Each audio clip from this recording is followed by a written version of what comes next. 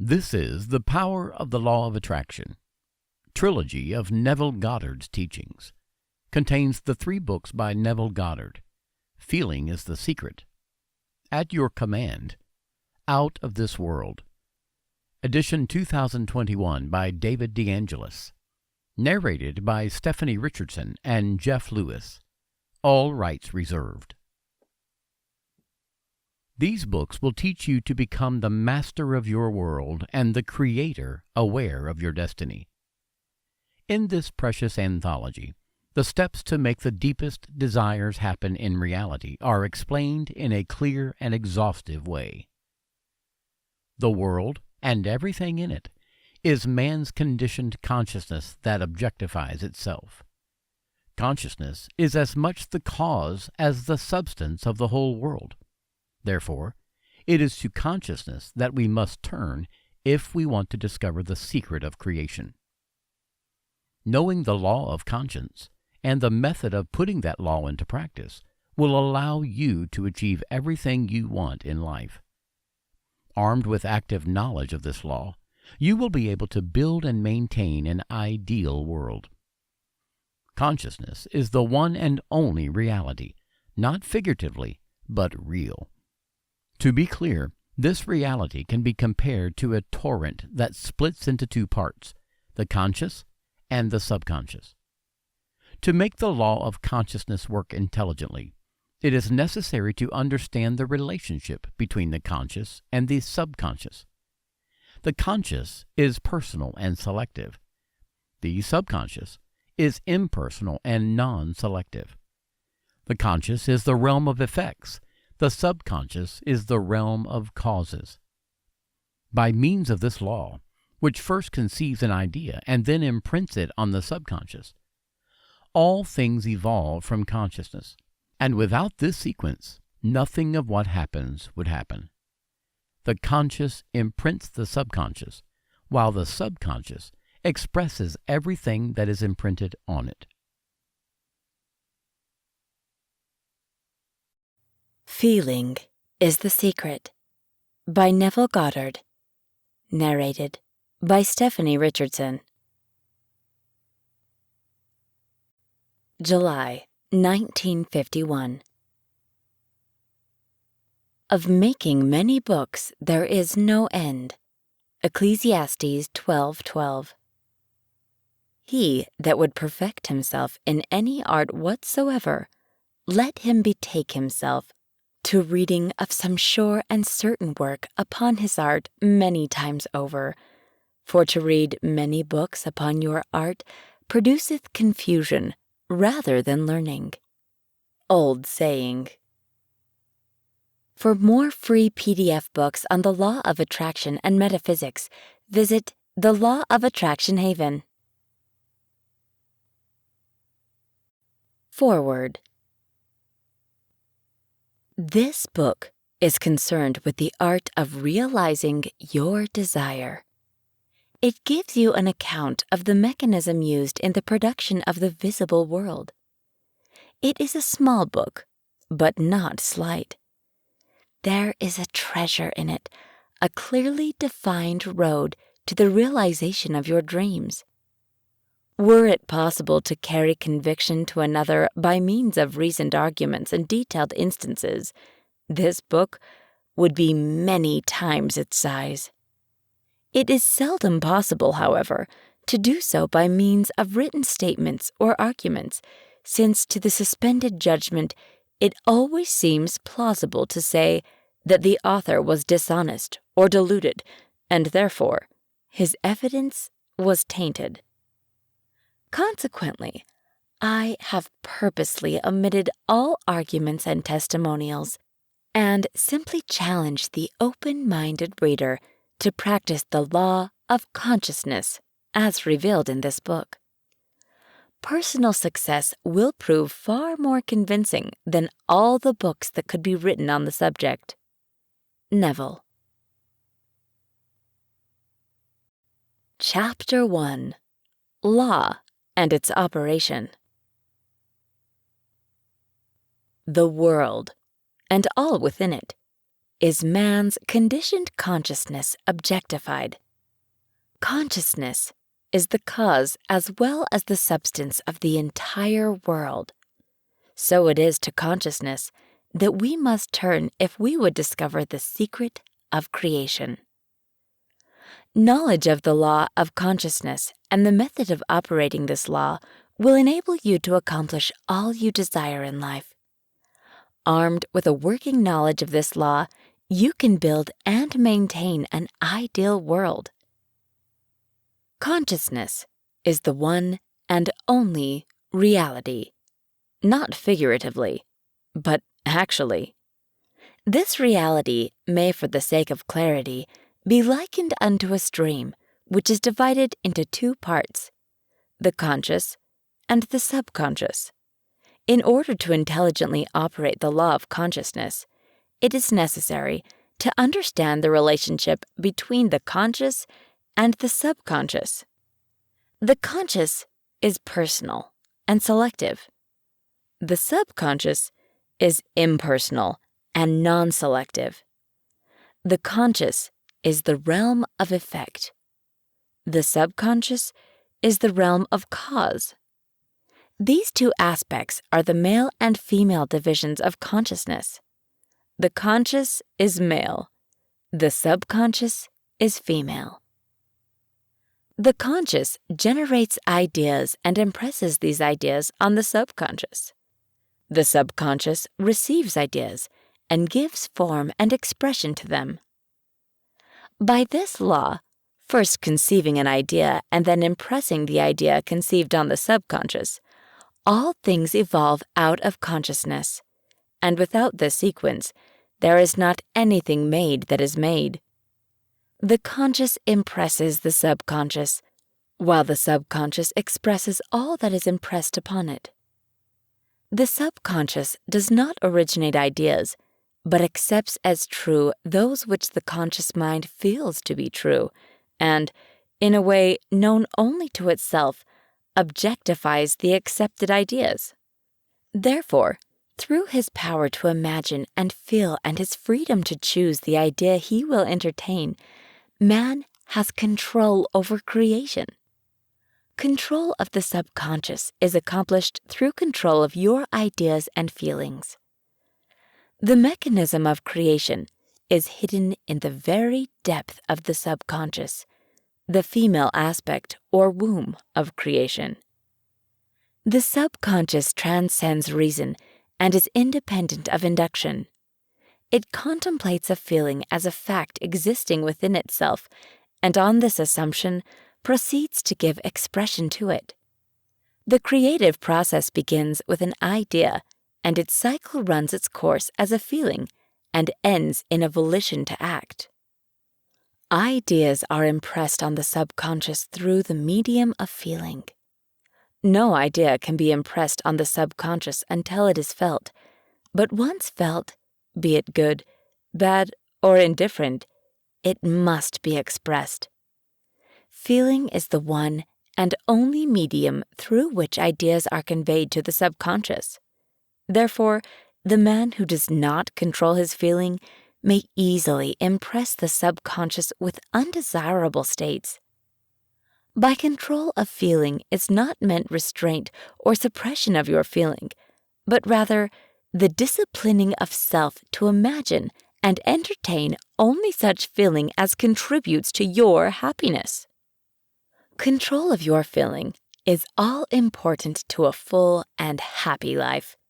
Never entertain an undesirable feeling, nor think sympathetically about wrong in any shape or form. Do not dwell on the imperfection of yourself or others. To do so is to impress the subconscious with these limitations. What you do not want done unto you, do not feel that is done unto you or another. This is the whole law of a full and happy life. Everything else is commentary. Every feeling makes a subconscious impression and, unless it is counteracted by a more powerful feeling of an opposite nature, must be expressed. The dominant of two feelings is the one expressed. I am healthy is a stronger feeling than I will be healthy. To feel I will be is to confess I am not. I am is stronger than I am not. What you feel you are always dominates what you feel you would like to be. Therefore, to be realized, the wish must be felt as a state that is, rather than a state that is not. Sensation precedes manifestation and is the foundation upon which all manifestation rests. Be careful of your moods and feelings, for there is an unbroken connection between your feelings and your visible world. Your body is an emotional filter and bears the unmistakable marks of your prevalent emotions. Emotional disturbances, especially suppressed emotions, are the causes of all disease. To feel intensely about a wrong without voicing or expressing that feeling is the beginning of disease. Disease in both body and environment. Do not entertain the feeling of regret or failure for frustration or detachment from your objective results in disease. Think feelingly only of the state you desire to realize. Feeling the reality of the state sought and living and acting on that conviction is the way of all seeming miracles. All changes of expression are brought about through a change of feeling. A change of feeling is a change of destiny. All creation occurs in the domain of the subconscious. What you must acquire, then, is a reflective control of the operation of the subconscious. That is, control of your ideas and feelings. Chance or accident is not responsible for the things that happen to you, nor is predestined fate the author of your fortune or misfortune. Your subconscious impressions determine the conditions of your world. The subconscious is not selective. It is impersonal and no respecter of persons. Acts 10:34, Romans 2:11. The subconscious is not concerned with the truth or falsity of your feeling. It always accepts as true that which you feel to be true. Feeling is the assent of the subconscious to the truth of that which is declared to be true. Because of this quality of the subconscious, there is nothing impossible to man. Whatever the mind of man can conceive and feel as true, the subconscious can and must objectify. Your feelings create the pattern from which your world is fashioned, and a change of feeling is a change of pattern. The subconscious never fails to express that which has been impressed upon it. The moment it receives an impression, it begins to work out the way of its expression.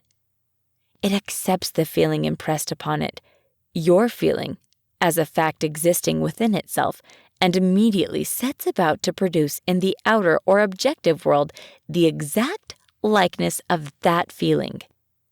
The subconscious never alters the accepted beliefs of man. It outpictures them to the last detail, whether or not they are beneficial. To impress the subconscious with the desirable state, you must assume the feeling that would be yours had you already realized your wish. In defining your objective, you must be concerned only with the objective itself. The manner of expression or the difficulties involved are not to be considered by you. To think freely on any state impresses it on the subconscious.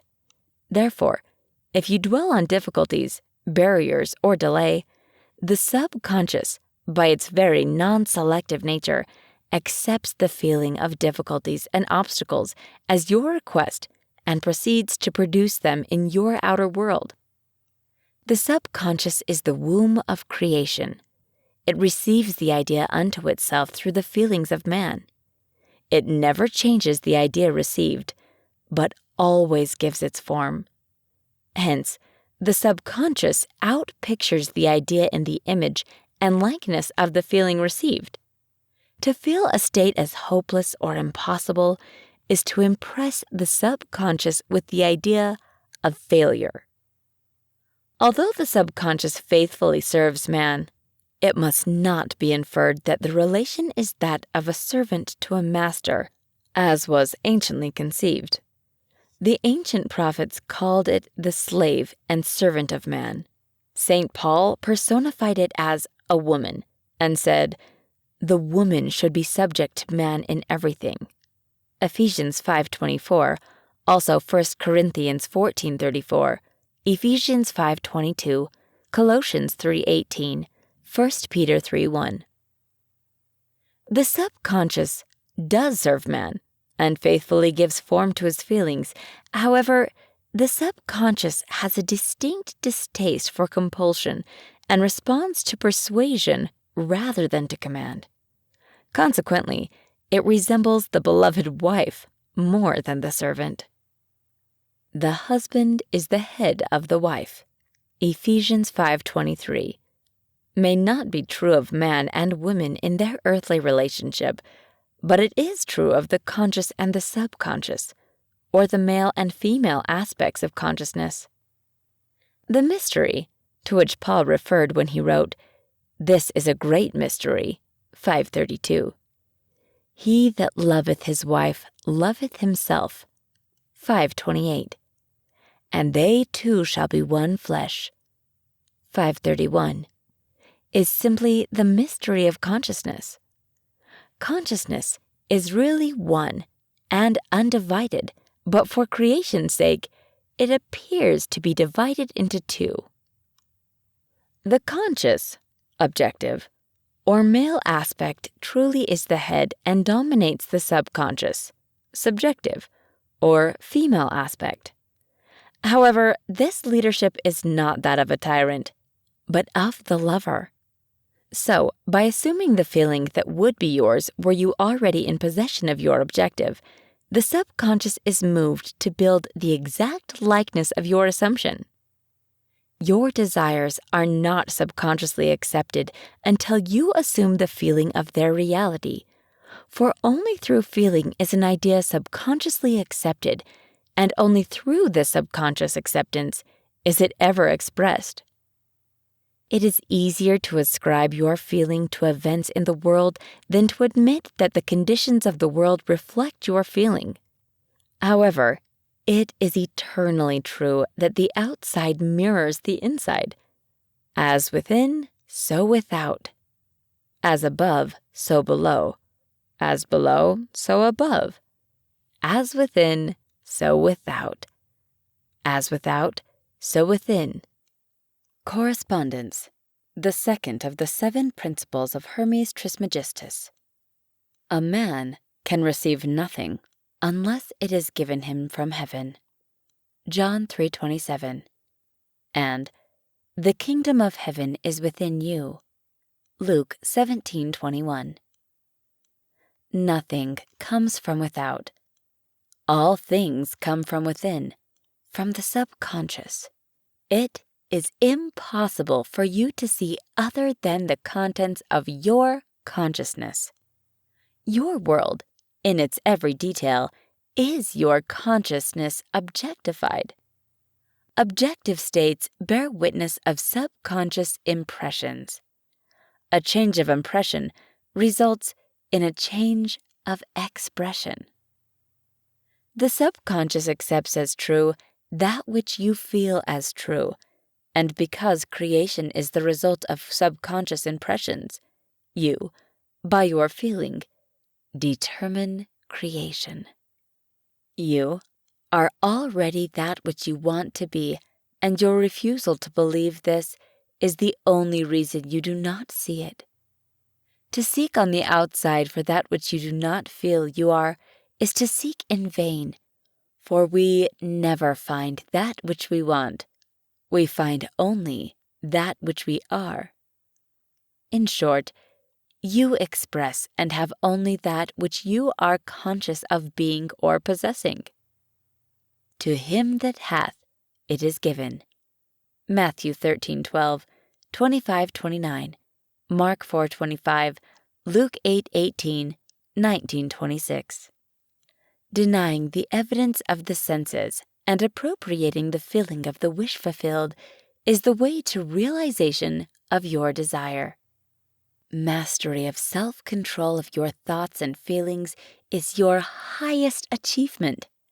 However, until perfect self-control is attained so that, in spite of appearances, you feel all that you want to feel, use sleep and prayer to aid you in realizing your desired states. These are the two gateways into the subconscious.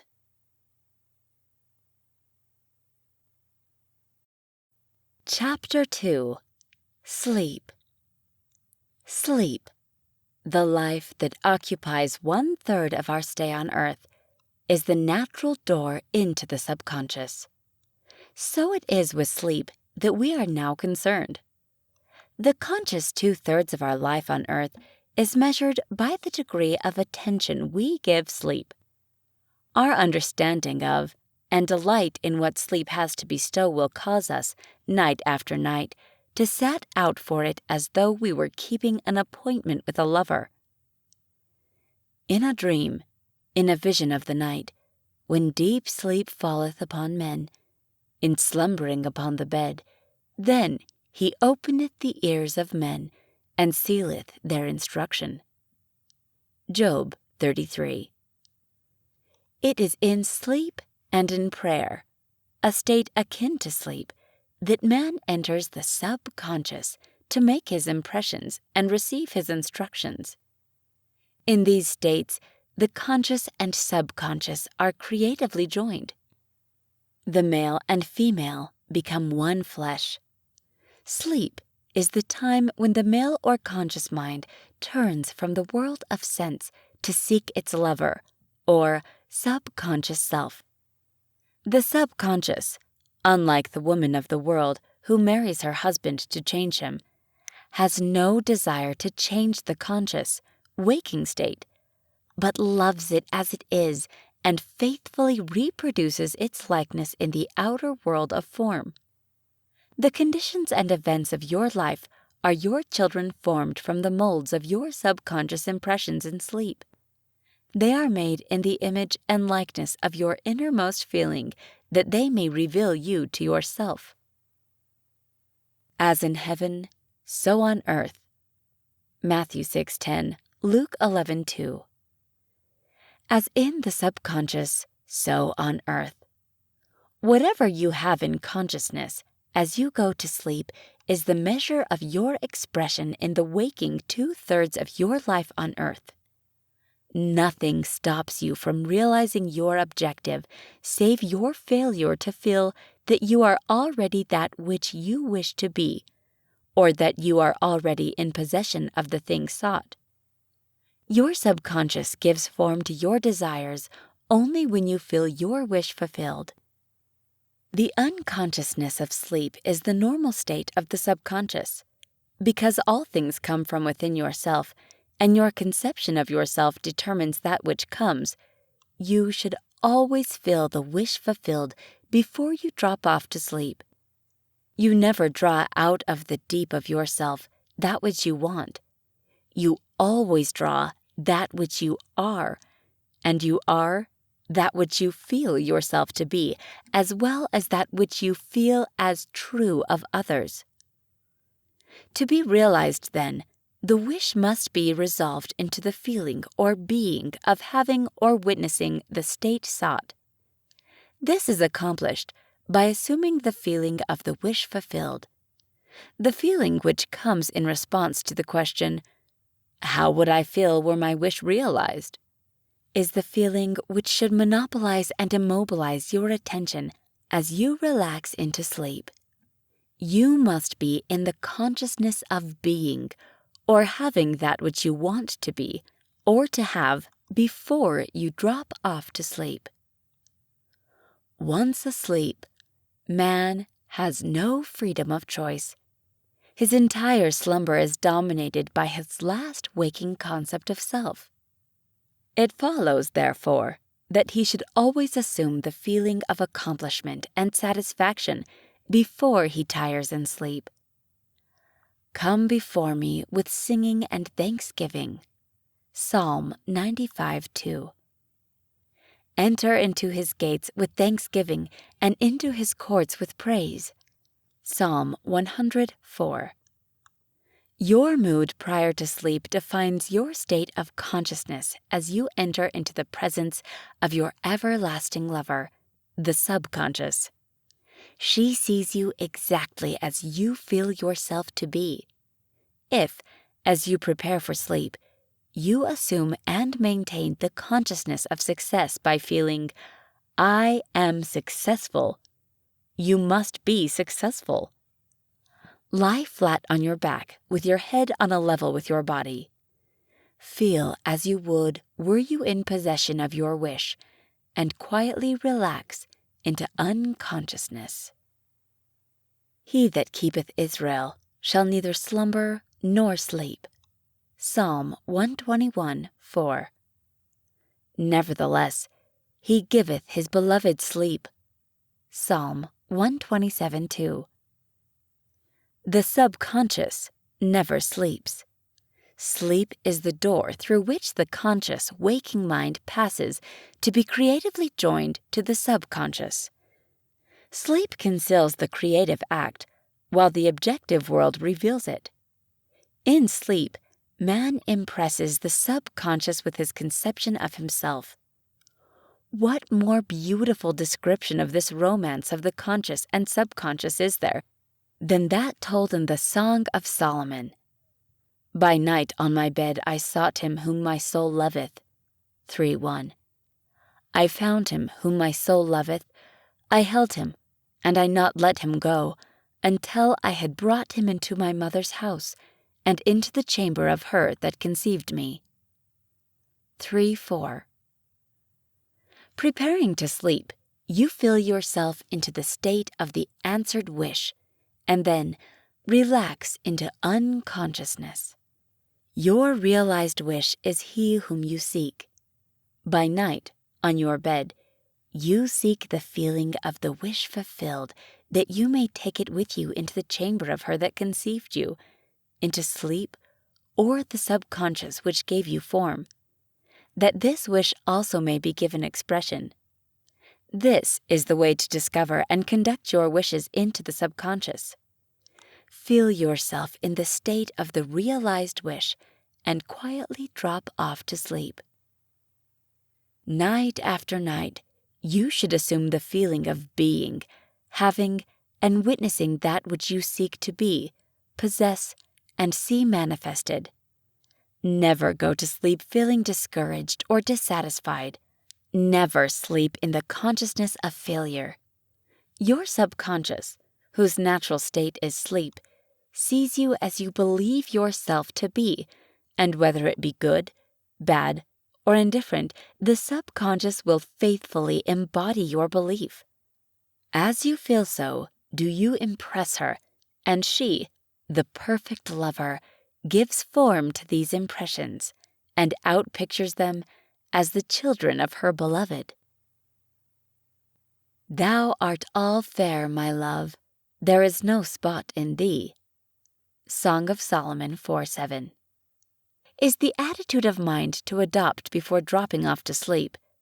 Disregard appearances and feel that things are as you wish them to be. For he calleth things that are not seen as though they were, and the unseen becomes seen. Approximately Romans 4:17. To assume the feeling of satisfaction is to call conditions into being which will mirror satisfaction. Signs follow, they do not precede.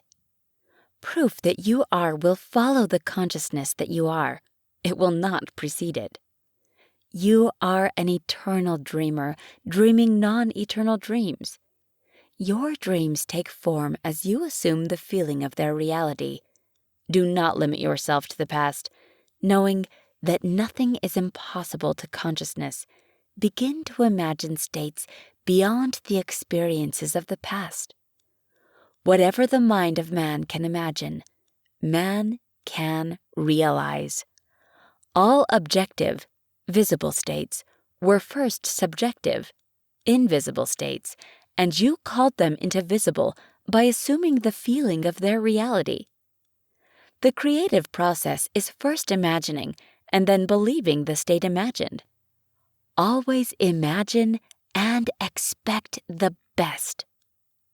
The world cannot change until you change your conception of it. As within, so without.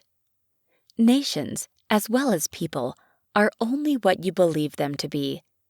No matter what the problem is, no matter where it is, no matter whom it concerns, you have no one to change but yourself, and you have neither opponent nor helper in bringing about the change within yourself. You have nothing to do but convince yourself of the truth of that which you desire to see manifested. As soon as you succeed in convincing yourself of the reality of the state sought, results follow to confirm your fixed belief. You never suggest to another the state which you desire to see him express. Instead, you convince yourself that he is already that which you desire him to be. Realization of your wish is accomplished by assuming the feeling of the wish fulfilled. You cannot fail unless you fail to convince yourself of the reality of your wish. A change of belief is confirmed by a change of expression. Every night, as you drop off to sleep, feel satisfied and spotless, for your subjective lover always forms the objective world in the image and likeness of your conception of it, the conception defined by your feeling. The waking 2/3 of your life on earth ever corroborates or bears witness to your subconscious impressions. The actions and events of the day are effects. They are not causes. Free will is only freedom of choice. Choose ye this day whom ye shall serve. Joshua 24:15 is your freedom to choose the kind of mood you assume. But the expression of the mood is the secret of the subconscious. The subconscious receives impressions only through the feelings of man and, in a way known only to itself, gives these impressions form and expression. The actions of man are determined by his subconscious impressions. His illusion of free will, his belief in freedom of action, is but ignorance of the causes which make him act. He thinks himself free because he has forgotten the link between himself and the event. Man awake is under compulsion to express his subconscious impressions. If in the past he unwisely impressed himself, then let him begin to change his thought and feeling, for only as he does so will he change his world. Do not waste one moment in regret, for to think feelingly of the mistakes of the past is to reinfect yourself. Let the dead bury the dead. Matthew 8:22, Luke 9:60. Turn from appearances and assume the feeling that would be yours were you already the one you wish to be. Feeling a state produces that state. The part you play on the world stage is determined by your conception of yourself. By feeling your wish fulfilled and quietly relaxed into sleep, you cast yourself in a star role to be played on earth tomorrow, and while asleep, you are rehearsed and instructed in your part. The acceptance of the end automatically wills the means of realization. Make no mistake about this. If, as you prepare for sleep, you do not consciously feel yourself into the state of the answered wish, then you will take with you into the chamber of her who conceived you the sum total of the reactions and feelings of the waking day. And while asleep, you will be instructed in the manner in which they will be expressed tomorrow. You will rise believing that you are a free agent, not realizing that every action and event of the day is predetermined by your concept of self as you fell asleep. Your only freedom, then, is your freedom of reaction.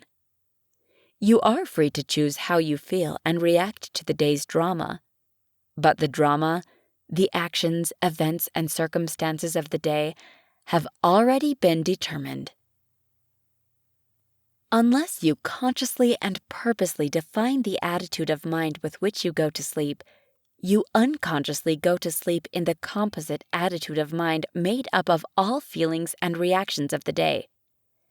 Every reaction makes a subconscious impression and, unless counteracted by an opposite and more dominant feeling, is the cause of future action.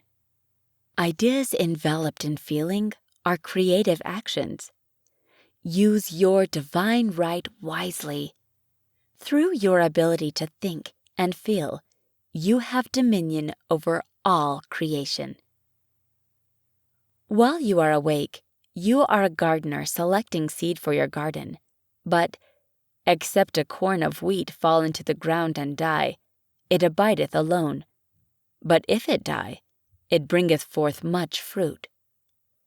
John 12:24. Your conception of yourself as you fall asleep is the seed you drop into the ground of the subconscious. Dropping off to sleep feeling satisfied and happy compels conditions and events to appear in your world which confirm these attitudes of mind. Sleep is the door into heaven. What you take in as a feeling, you bring out as a condition, action, or object in space. So sleep in the feeling of the wish fulfilled. As in consciousness, so on earth.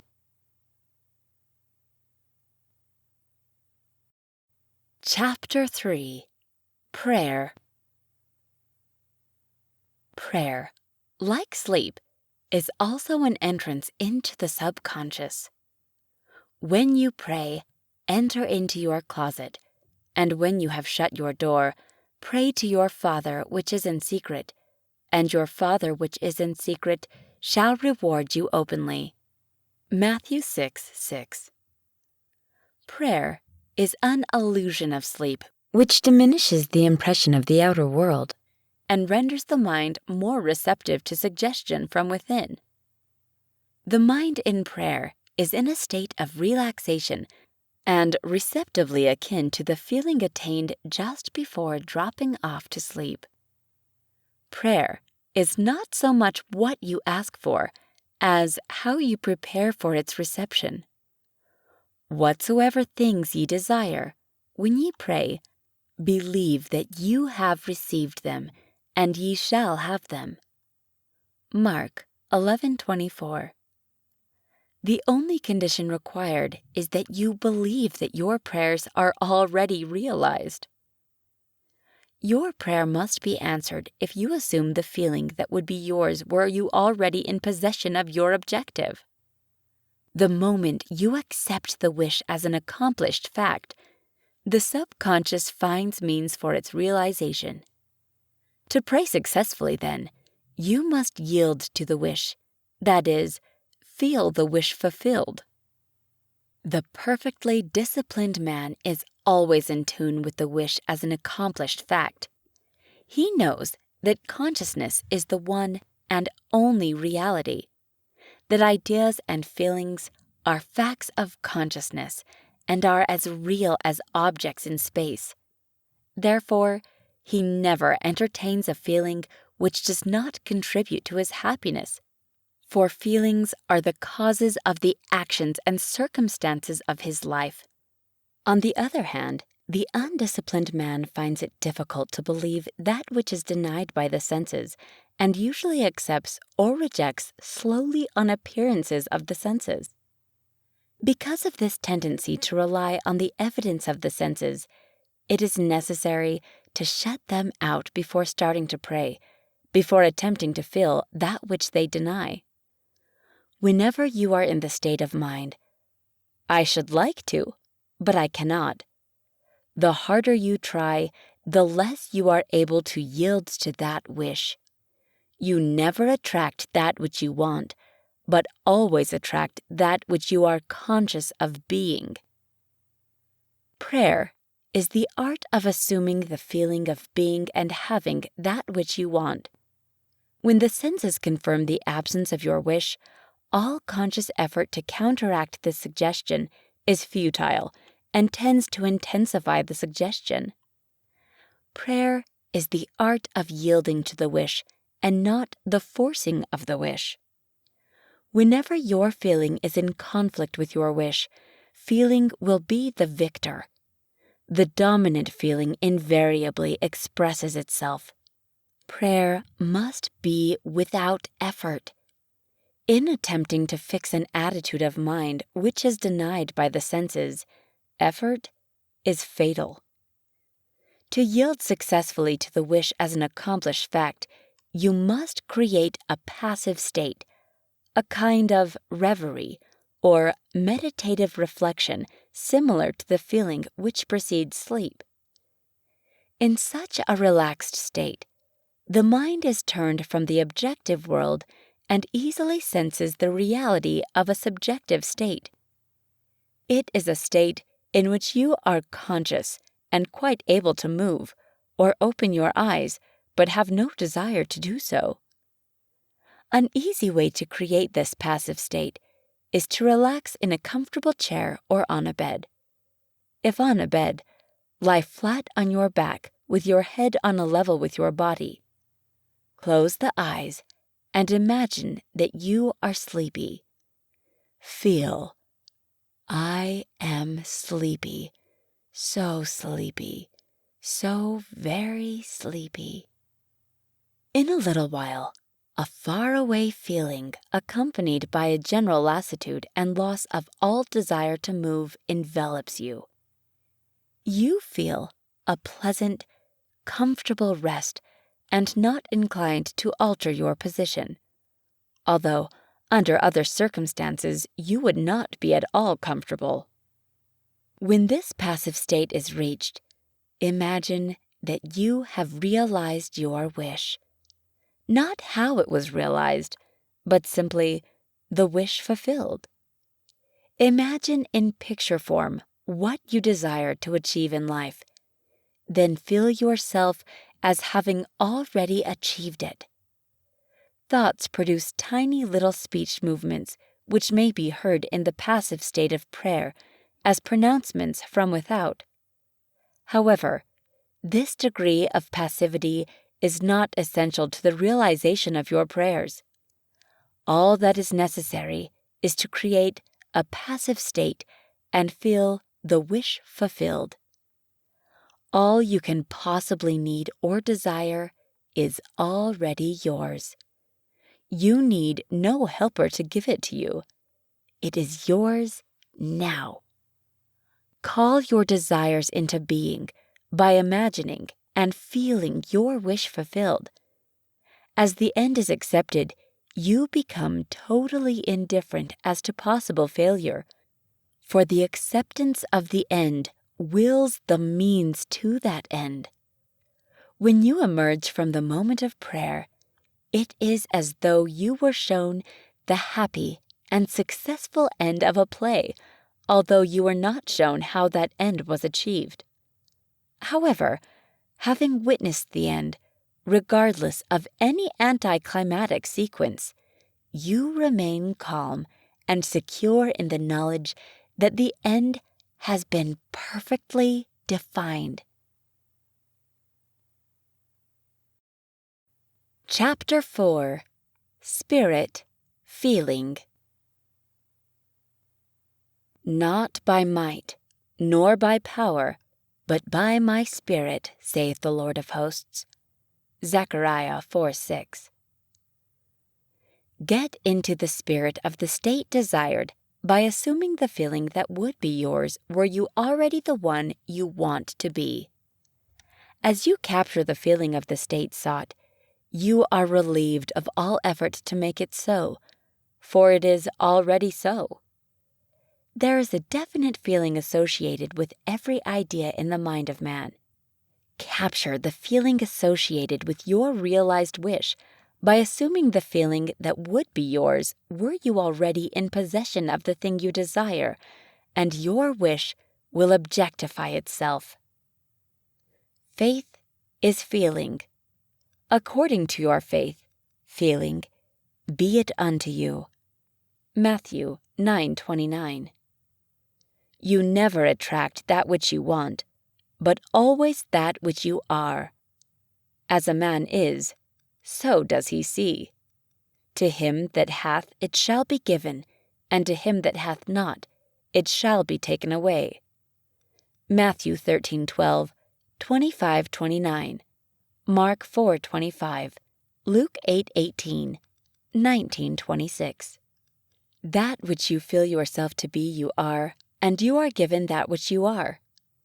So assume the feeling that would be yours were you already in possession of your wish, and your wish must be realized. So God created man in his own image. In the image of God created he him. Genesis 1:27. Let this mind be in you, which was also in Christ Jesus, who being in the form of God, thought it not robbery to be equal with God. Philippians 2:5-6. You are that which you believe yourself to be. Instead of believing in God or in Jesus, believe you are God or you are Jesus. He that believeth on me, the works that I do shall he do also. John 14:12. Should be, he that believes as I believe, the works that I shall do he do also.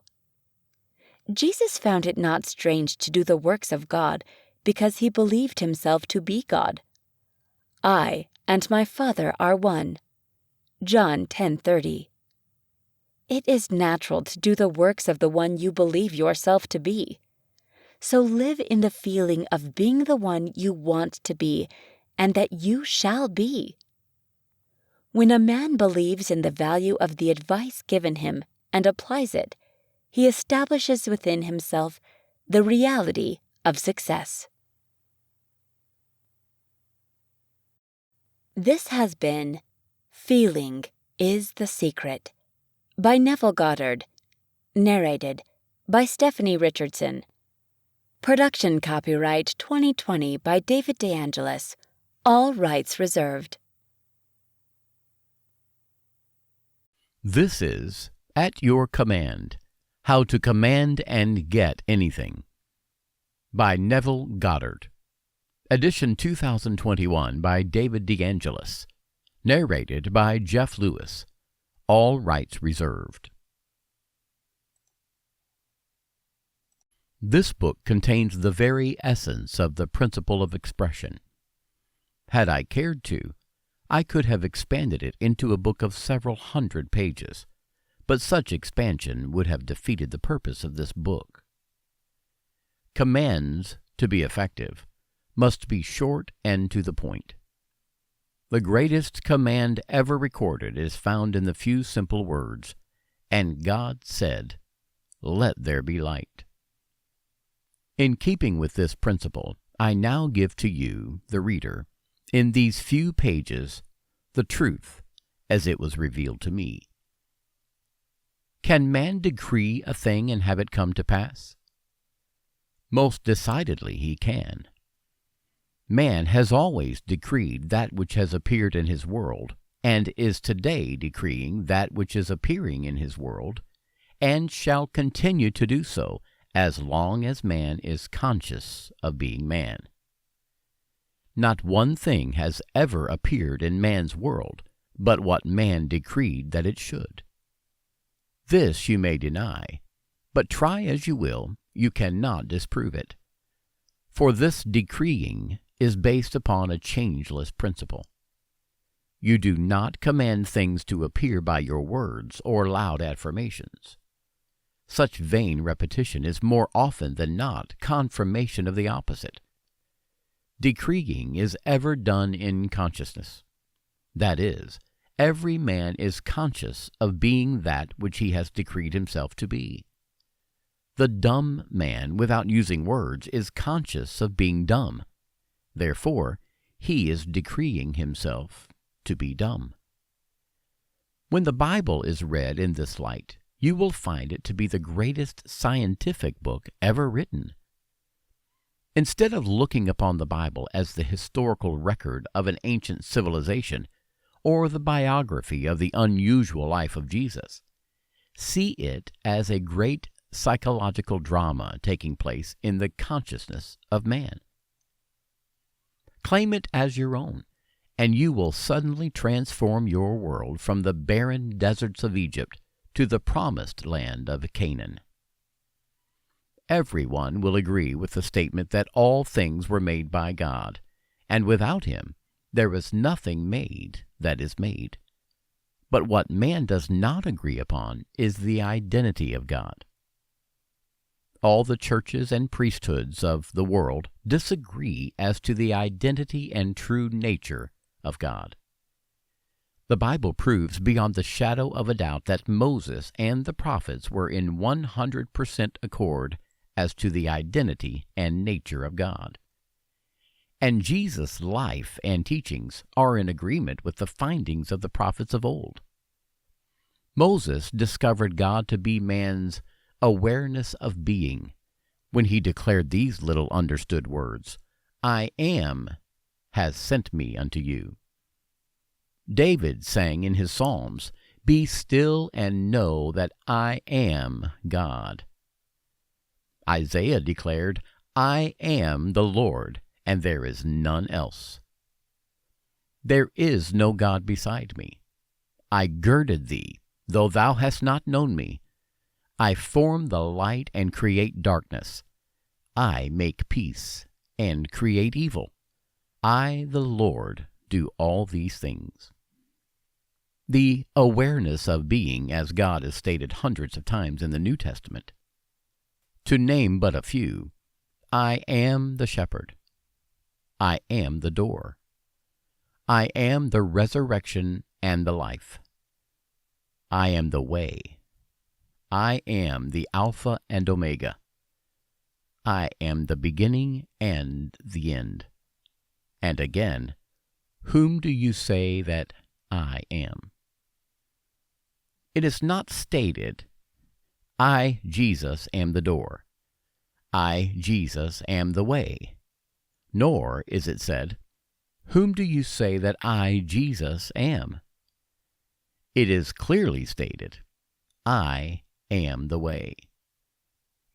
The awareness of being is the door through which the manifestations of life pass into the world of form. Consciousness is the resurrecting power, resurrecting that which man is conscious of being.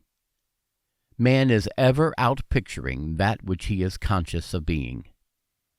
This is the truth that man makes free, for man is always self-imprisoned or self-freed. If you, the reader, will give up all of your former beliefs in a God apart from yourself and claim God as your awareness of being, as Jesus and the prophets did, you will transform your world with the realization that I and my Father are one. This statement, I and my Father are one, but my Father is greater than I, seems very confusing. But if interpreted in the light of what we have just said considering the identity of God, you will find it very revealing. Consciousness, being God, is as Father. The thing that you are conscious of being is the Son, bearing witness of his Father. It is like the conceiver and its conceptions. The conceiver is ever greater than his conceptions, yet ever remains one with his conception. For instance, before you are conscious of being man, you are first conscious of being. Then you become conscious of being man. Yet you remain as conceiver, greater than your conception, man. Jesus discovered this glorious truth and declared himself to be one with God, not a God that man had fashioned. For he never recognized such a God. He said, if any man should ever come, saying, look here, or look there, believe them not, for the kingdom of God is within you. Heaven is within you. Therefore, when it is recorded that he went unto his Father, it is telling you that he rose in consciousness to the point where he was just conscious of being, thus transcending the limitations of his present conception of himself, called Jesus. In the awareness of being, all things are possible. He said, "You shall decree a thing, and it shall come to pass." This is his decreeing, rising in consciousness to the naturalness of being the thing desired. As he expressed it, "And I, if I be lifted up, I shall draw all men unto me." If I be lifted up in consciousness to the naturalness of the thing desired, I will draw the manifestation of that desire unto me. For he states, "No man comes unto me, save the Father within me draws him, and I and my Father are one." Therefore, consciousness is the Father that is drawing the manifestations of life unto you. You are, at this very moment, drawing into your world that which you are now conscious of being. Now you can see what is meant by, "You must be born again." If you are dissatisfied with your present expression in life, the only way to change it is to take your attention away from that which seems so real to you and rise in consciousness to that which you desire to be. You cannot serve two masters. Therefore, to take your attention from one state of consciousness and place it upon another is to die to one and live to the other. The question, "Whom do you say that I am?" is not addressed to a man called Peter by one called Jesus. This is the eternal question addressed to one's self by one's true being. In other words, whom do you say that you are? For your conviction of yourself, your opinion of yourself will determine your expression in life. He states, "You believe in God, believe also in me." In other words, it's the me within you that is this God. Praying, then, is seen to be recognizing yourself to be that which you now desire, rather than its accepting form of petitioning a God that does not exist for that which you now desire. So can't you see why the millions of prayers are unanswered? Men pray to a God that does not exist. For instance, to be conscious of being poor and to pray to a God for riches is to be rewarded with that which you are conscious of being, which is poverty. Prayers to be successful must be claiming rather than begging. So, if you would pray for riches, turn from your picture of poverty by denying the very evidence of your senses and assume the nature of being wealthy. We are told, "When you pray, go within a secret and shut the door. And that which your Father sees in secret, with that will he reward you openly." We have identified the Father to be the awareness of being. We have also identified the door to be the awareness of being. So, shutting the door is shutting out that which I am now aware of being and claiming myself to be that which I desire to be. The very moment my claim is established to the point of conviction, that moment I begin to draw into myself the evidence of my claim. Do not question the how of these things appearing, for no man knows that way. That is, no manifestation knows how the things desired will appear. Consciousness is the way or door through which things appear.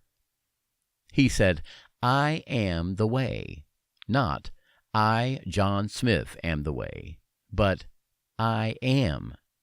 The awareness of being is the way through which the thing shall come. The signs always follow. they never precede. Things have no reality other than in consciousness. Therefore, get the consciousness first, and the thing is compelled to appear. You are told, "Seek ye first the kingdom of heaven, and all these things shall be added unto you." Get first the consciousness of the things that you are seeking, and leave the things alone. This is what is meant by, "Ye shall decree a thing, and it shall come to pass." Apply this principle, and you will know what it is to prove me and see. The story of Mary is the story of every man. Mary was not a woman, giving birth in some miraculous way to one called Jesus. Mary is the awareness of being that ever remains virgin, no matter how many desires it gives birth to. Right now, look upon yourself as this Virgin Mary, being impregnated by yourself through the medium of desire, becoming one with your desire to the point of embodying or giving birth to your desire. For instance, it is said of Mary, whom you now know to be yourself, that she knew not a man. Yet she conceived. That is, you, John Smith, have no reason to believe that that which you now desire is possible. But having discovered your awareness of being to be God, you make this awareness your husband and conceive a man-child, manifestation of the Lord. For thy Maker is thine husband, the Lord of hosts is his name. The Lord of God of the whole earth shall he be called. Your ideal or ambition is this conception. The first command to her, which is now to yourself, is, "Go tell no man." That is, do not discuss your ambitions or desires with another, for the other will only echo your present fears. Secrecy is the first law to be observed in realizing your desire. The second, as we are told in the story of Mary, is to magnify the Lord. We have identified the Lord as your awareness of being. Therefore, to magnify the Lord is to revalue or expand one's present conception of one's self to the point where this revaluation becomes natural. When this naturalness is attained, you give birth by becoming that which you are one with in consciousness. The story of creation is given us in digest form in the first chapter of John. In the beginning was the Word. Now, this very second is the beginning spoken of. It is the beginning of an urge, a desire. The Word is the desire swimming around in your consciousness, seeking embodiment. The urge of itself has no reality, for I am, or the awareness of being, is the only reality. Things live only as long as I am aware of being them. So to realize one's desire, the second line of the first verse of John must be applied. That is, "And the Word was with God." The Word, or desire, must be fixed or united with consciousness to give it reality. The awareness becomes aware of being the thing desired, thereby nailing itself upon the form or conception, and giving life unto its conception, or resurrecting that which was heretofore a dead or unfulfilled desire.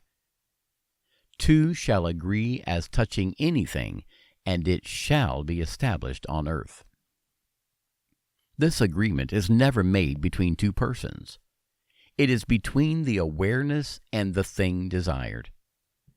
You are now conscious of being, so you are actually saying to yourself, without using words, I am.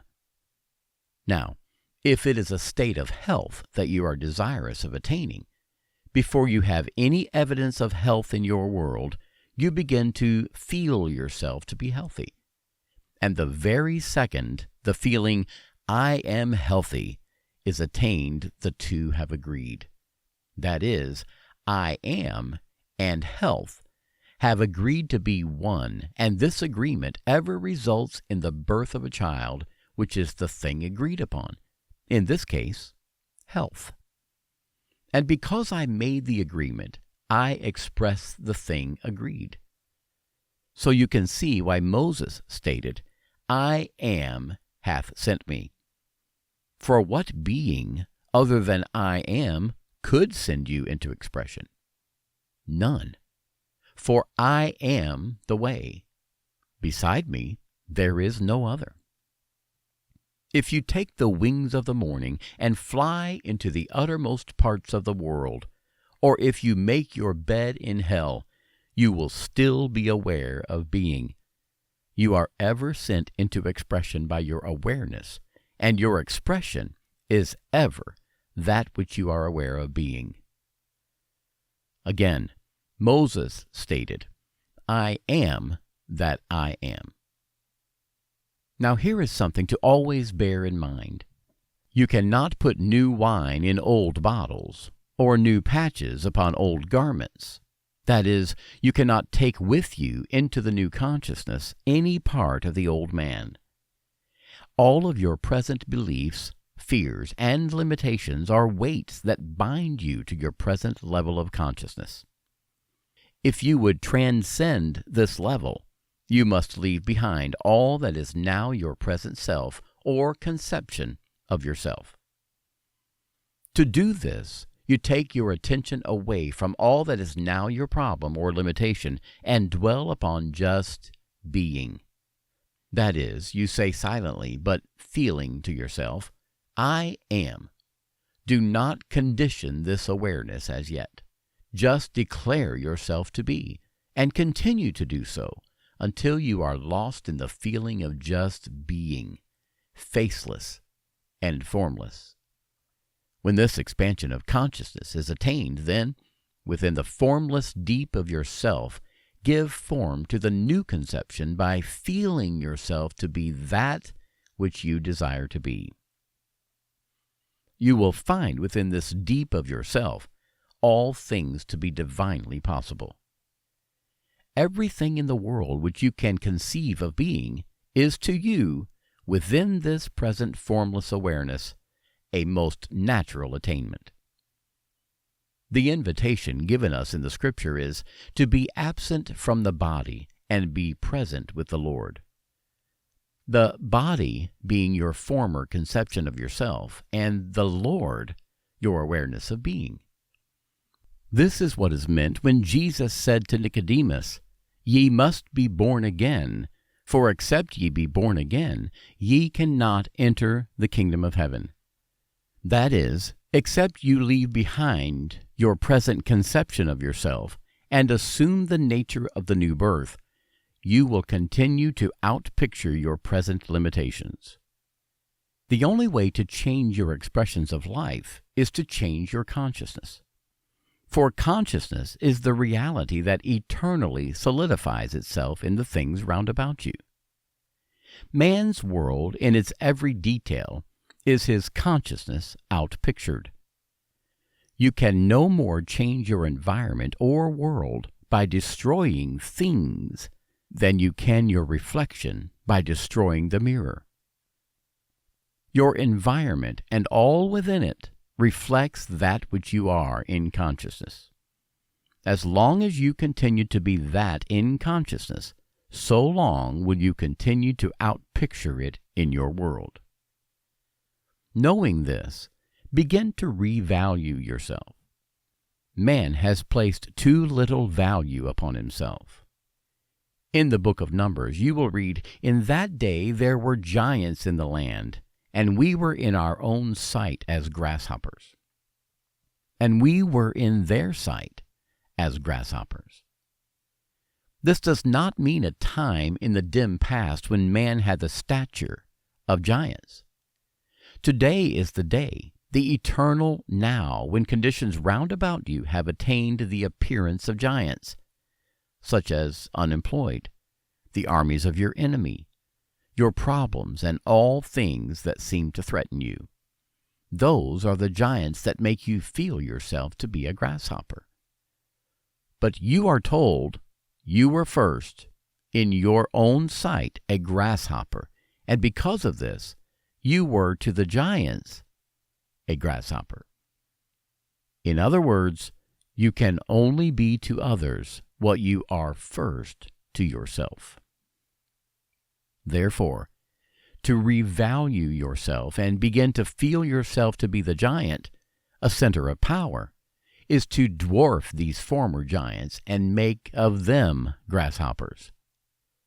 All the inhabitants of the earth are as nothing, and he doeth according to his will in the armies of heaven and among all the inhabitants of the earth, and none can stay his hand, nor say unto him, What doest thou? This being spoken of is not the orthodox God sitting in space, but the one and only God, the everlasting Father, your awareness of being. So awake to the power that you are, not as man, but as your true self, a faceless, formless awareness, and free yourself from your self-imposed prison. I am the good shepherd, and know my sheep, and am known of mine. My sheep hear my voice, and I know them, and they will follow me. Awareness is the good shepherd. What I am aware of being is the sheep that follow me. So good a shepherd is your awareness that it has never lost one of the sheep that you are aware of being. I am a voice calling in the wilderness of human confusion for such as I am aware of being. And never shall there come a time when that which I am convinced that I am shall fail to find me. I am is an open door for all that I am to enter. Your awareness of being is Lord and Shepherd of your life.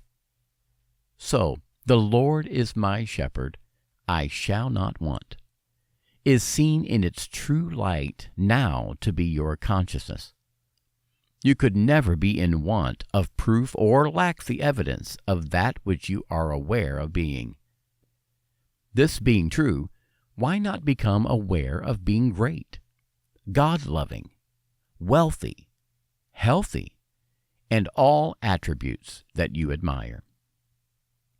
It is just as easy to possess the consciousness of these qualities as it is to possess their opposites, for you have not your present consciousness because of your world. On the contrary, your world is what it is because of your present consciousness. Simple, is it not? Too simple, in fact, for the wisdom of man that tries to complicate everything. Paul said to this principle, It is to the Greeks, or wisdom of this world, foolishness, and to the Jews, or those who look for signs, a stumbling block. With the result that man continues to walk in darkness rather than awake to the being that he is. Man has so long worshipped the images of his own making that at first he finds this revelation blasphemous, since it spells death to all his previous beliefs in a God apart from himself. This revelation will bring the knowledge that I and my Father are one, but my Father is greater than I. You are one with your present conception of yourself, but you are greater than that which you are at present aware of being. Before man can attempt to transform his world, he must first lay the foundation. I am the Lord.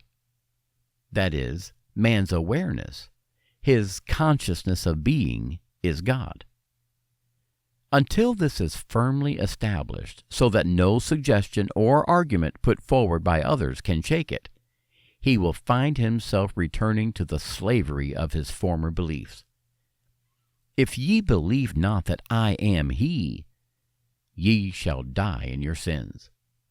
That is, you shall continue to be confused and thwarted until you find the cause of your confusion. When you have lifted up the Son of Man, then you shall know that I am He, that is, that I, John Smith, do nothing of myself, but my Father, or the state of consciousness which I am now one with, does the works. When this is realized, every urge and desire that springs within you shall find expression in your world. Behold, I stand at the door and knock. If any man hear my voice and open the door, I will come into him and sup with him, and he with me. The I knocking at the door is the urge. The door is your consciousness. To open the door is to become one with that which is knocking by feeling oneself to be the thing desired. To feel one's desire as impossible is to shut the door or deny this urge expression. To rise in consciousness to the naturalness of the thing felt is to swing wide the door and invite this one into embodiment. That is why it is constantly recorded that Jesus left the world of manifestation and ascended unto his Father. Jesus, as you and I, found all things impossible to Jesus as man. But having discovered his Father to be the state of consciousness of the thing desired, he but left behind him the Jesus consciousness, and rose in consciousness to the state desired, and stood upon it until he became one with it. As he made himself one with that, he became that in expression. This is Jesus' simple message to man. Men are but garments that the impersonal being, I am, the presence that men call God, dwells in. Each garment has certain limitations. In order to transcend these limitations and give expression to that which, as man, John Smith, you find yourself incapable of doing, you take your attention away from your present limitations, or John Smith conception of yourself, and merge yourself in the feeling of being that which you desire. Just how this desire or newly attained consciousness will embody itself, no man knows. For I, or the newly attained consciousness, has ways that ye know not of. Its ways are past finding out. Do not speculate as to the how of this consciousness embodying itself, for no man is wise enough to know the how. Speculation is the proof that you have not attained to the naturalness of being the thing desired, and so are filled with doubts. You are told, He who lacks wisdom, let him ask of God, that gives to all liberally, and upbraideth not, and it shall be given unto him. But let him ask, not doubting, for he who doubts is as a wave of the sea that is tossed and battered by the winds.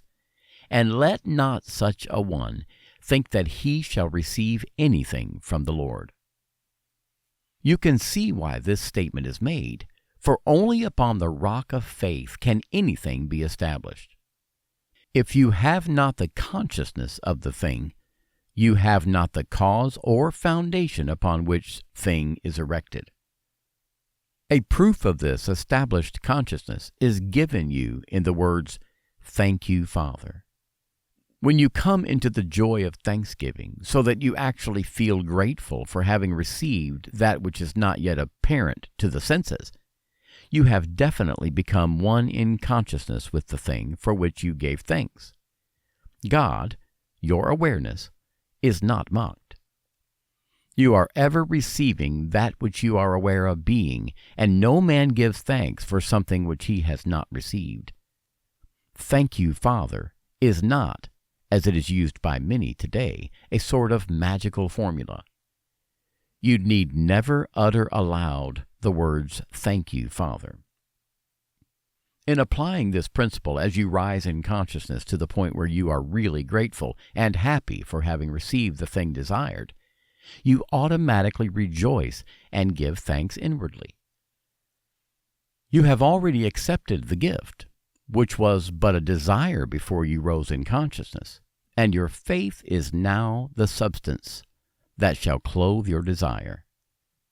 This rising in consciousness is the spiritual marriage, where two shall agree upon being one, and their likeness or image is established on earth. For whatsoever ye ask in my name, the same give I unto you. Whatsoever is quite a large measure. It is the unconditional. It does not state if society deems it right or wrong that you should ask it. It rests with you. Do you really want it? Do you desire it? That is all that is necessary. Life will give it to you if you ask in His name. His name is not a name that you pronounce with the lips. You can ask forever in the name of God or Jehovah or Christ Jesus, and you will ask in vain. Name means nature. So when you ask in the nature of a thing, results ever follow. To ask in the name is to rise in consciousness and become one in nature with the thing desired. Rise in consciousness to the nature of the thing, and you will become that thing in expression. Therefore, what things soever you desire, when ye pray, believe that ye receive them, and ye shall receive them. Praying, as we have shown you before, is recognition. The injunction to believe that ye receive is first person, present tense. This means that you must be in the nature of the things asked for before you can receive them. To get into the nature easily, general amnesty is necessary. We are told, "Forgive if ye have aught against any, that your Father also which is in heaven may forgive you. But if ye forgive not, neither will your Father forgive you." This may seem to be some personal God who is pleased or displeased with your actions, but this is not the case. Consciousness being God, if you hold in consciousness anything against man, you are binding that condition in your world. But to release man from all condemnation is to free yourself so that you may rise to any level necessary. There is, therefore, no condemnation to those in Christ Jesus. Therefore, a very good practice before you enter into your meditation is first to free every man in the world from blame. For law is never violated, and you can rest confidently in the knowledge that every man's conception of himself is going to be his reward. So you do not have to bother yourself about seeing whether or not a man gets what you consider he should get. For life makes no mistakes and always gives man that which man first gives himself. This brings us to that much abused statement of the Bible on tithing. Teachers of all kinds have enslaved man with this affair of tithing, for not themselves understanding the nature of tithing, and being themselves fearful of lack, they have led their followers to believe that a 10th part of their income should be given to the Lord, meaning, as they make very clear, that when one gives a 10th part of his income to their particular organization, he is giving his 10th part to the Lord, or is tithing. But remember, I am the Lord. Your awareness of being is the God that you give to, and you ever give in this manner. Therefore, when you claim yourself to be anything, you have given that claim or quality to God. And your awareness of being, which is no respecter of persons, will return to you pressed down, shaken together, and running over with that quality or attribute which you claim for yourself. Awareness of being is nothing that you could ever name. To claim God to be rich, to be great, to be love, to be all-wise, is to define that which cannot be defined. For God is nothing that could ever be named. tithing is necessary, and you do tithe with God. But from now on, give to the only God, and see to it that you give him the quality that you desire as man to express by claiming yourself to be the great, the wealthy, the loving, the all-wise.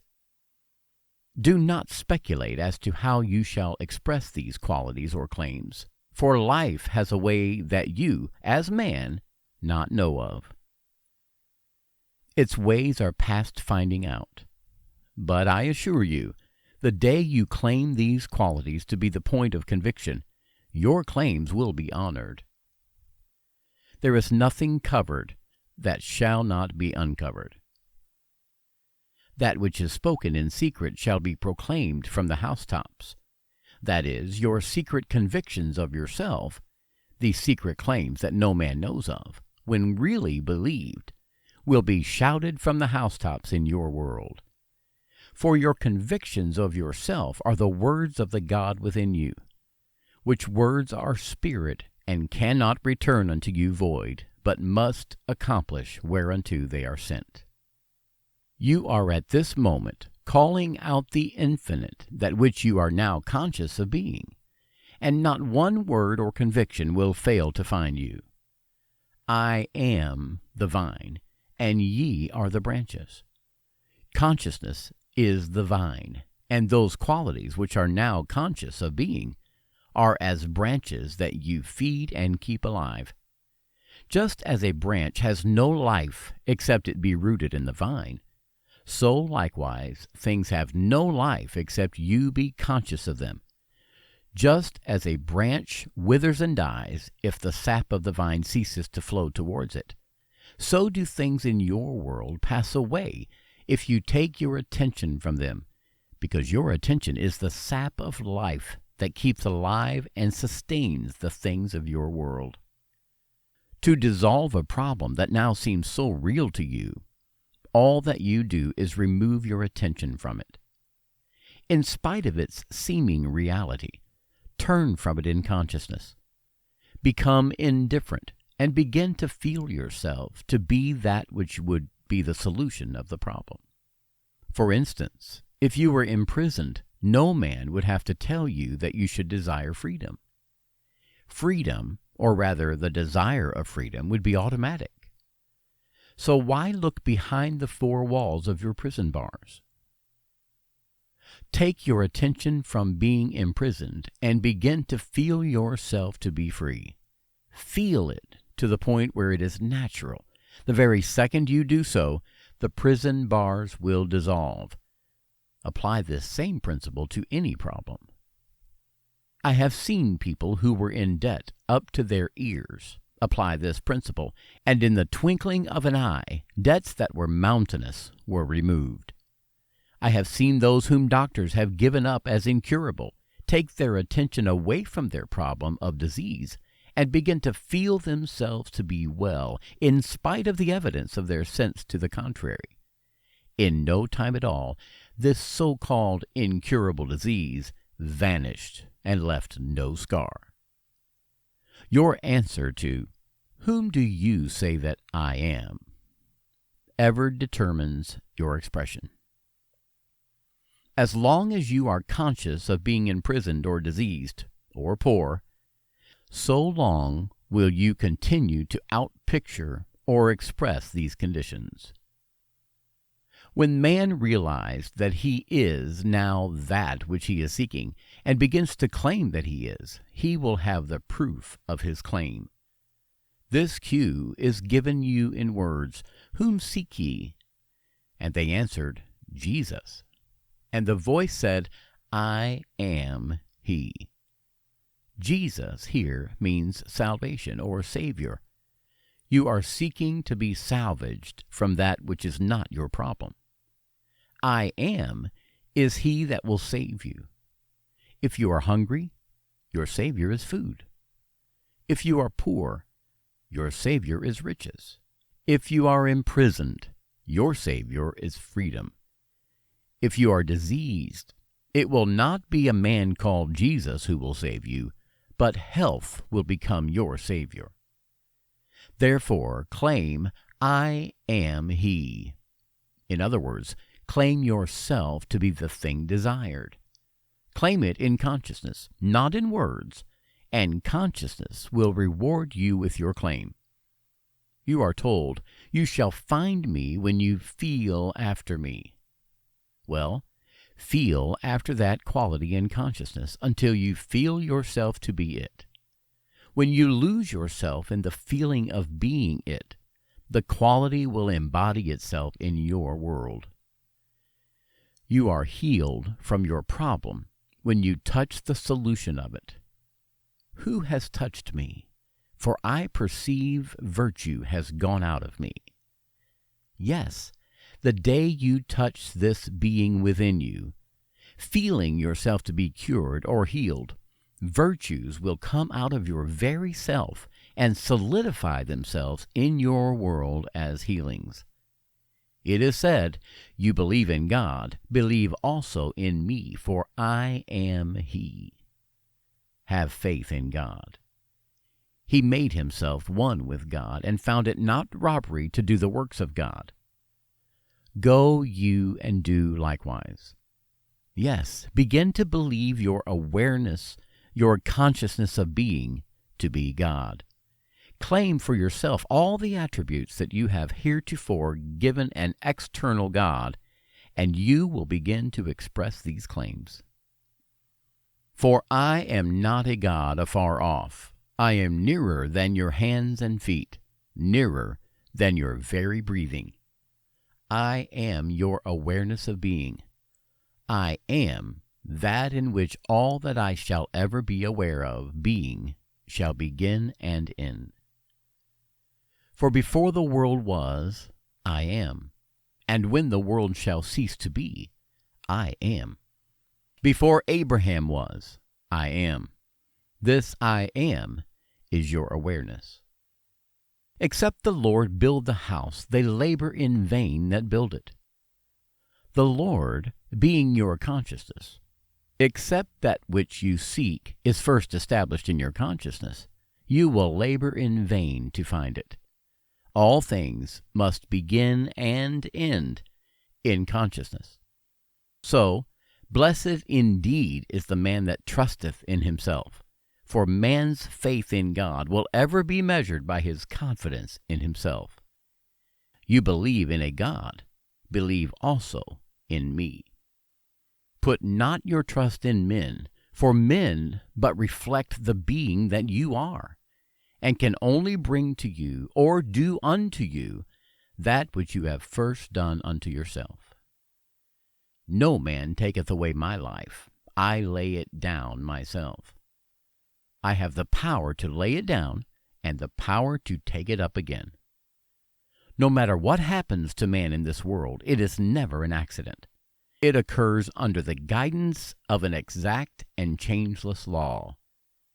No man, manifestation, comes unto me except the Father within me draw him, and I and my Father are one. Believe this truth, and you will be free. Man has always blamed others for that which he is, and will continue to do so until he finds himself as cause of all. I am comes not to destroy, but to fulfill. I am, the awareness within you, destroys nothing, but ever fill full the molds or conception one has of oneself. It is impossible for the poor man to find wealth in this world, no matter how he is surrounded with it, until he first claims himself to be wealthy. For signs follow, they do not precede. To constantly kick and complain against the limitations of poverty while remaining poor in consciousness is to play the fool's game. Changes cannot take place from that level of consciousness for life in constantly outpicturing all levels.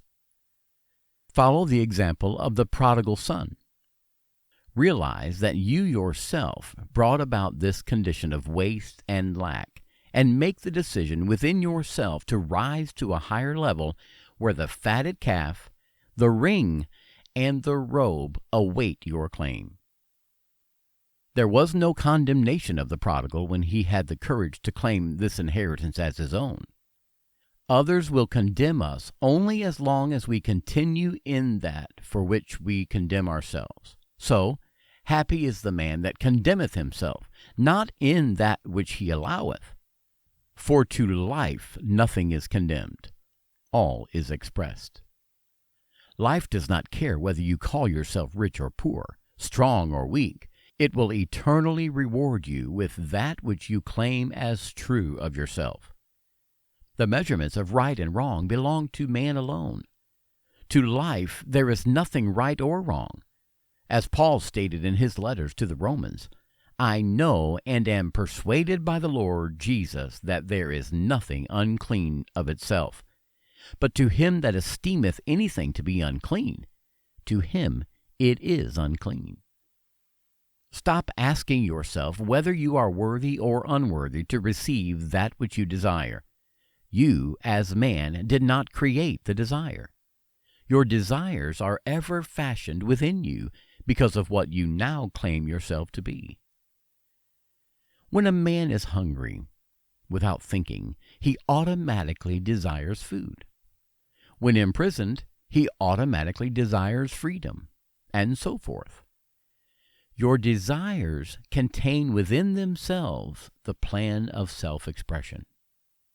So leave all judgments out of the picture and rise in consciousness to the level of your desire and make yourself one with it by claiming it to be so now. For my grace is sufficient for thee.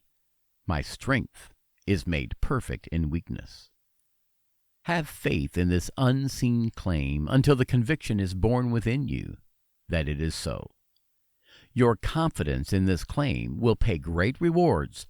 Just a little while, and he, the thing desired, will come. But without faith, it is impossible to realize anything.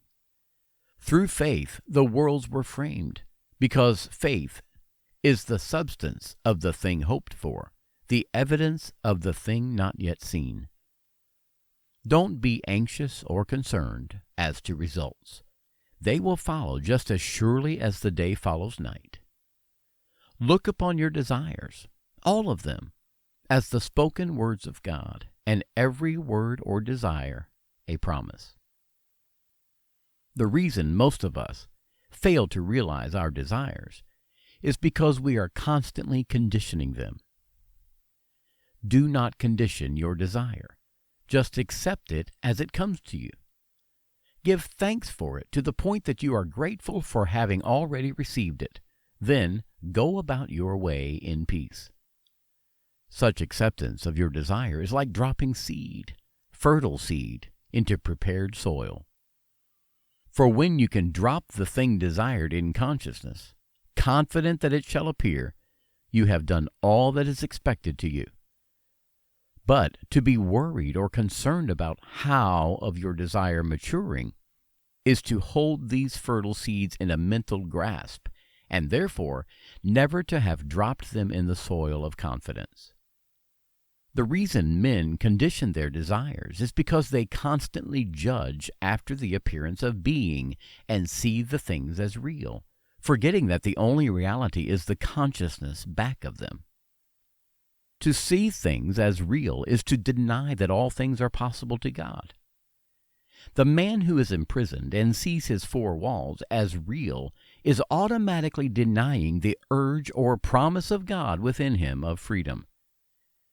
A question often asked when this statement is made is, if one's desire is a gift of God, how can you say that if one desires to kill a man, that such a desire is good and therefore God sent?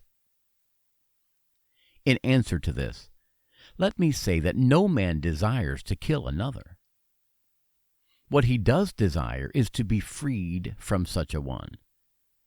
But because he does not believe that the desire to be free from such a one contains within itself the powers of freedom, he conditions that desire and sees the only way to express such freedom is to destroy the man, forgetting that the life wrapped within the desire has ways that he, as man, knows not of. Its ways are past finding out. Thus, man distorts the gifts of God through his lack of faith.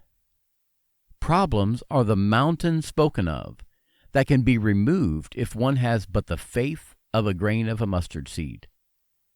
Men approach their problem as did the old lady who, on attending service and hearing the priest say, "If you had but the faith of a grain of a mustard seed, you would say unto yonder mountain, Be thou removed, and it shall be removed, and nothing is impossible to you." That night, as she said her prayers, she quoted this part of the Scriptures and retired to bed in what she thought was faith. On arising in the morning, she rushed to the window and exclaimed, "I knew that old mountain would still be there."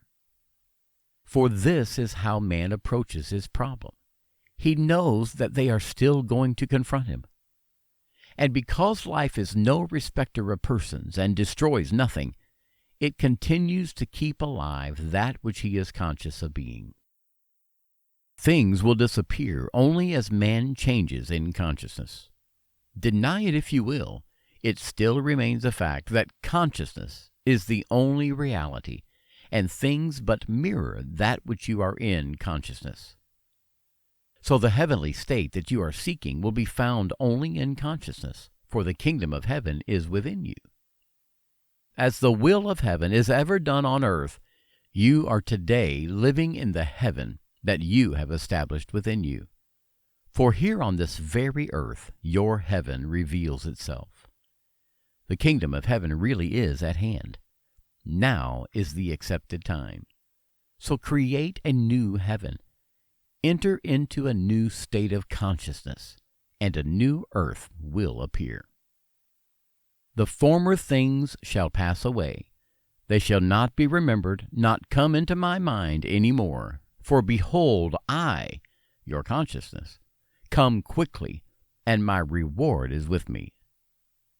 I am nameless, but will take upon myself every name, nature, that you call me. Remember, it is you yourself that I speak of as me. So every conception that you have of yourself, that is, every deep conviction you have of yourself, is that which you shall appear as being, for I am not fooled. God is not mocked. Now let me instruct you in the art of fishing. It is recorded that the disciples fished all night and caught nothing.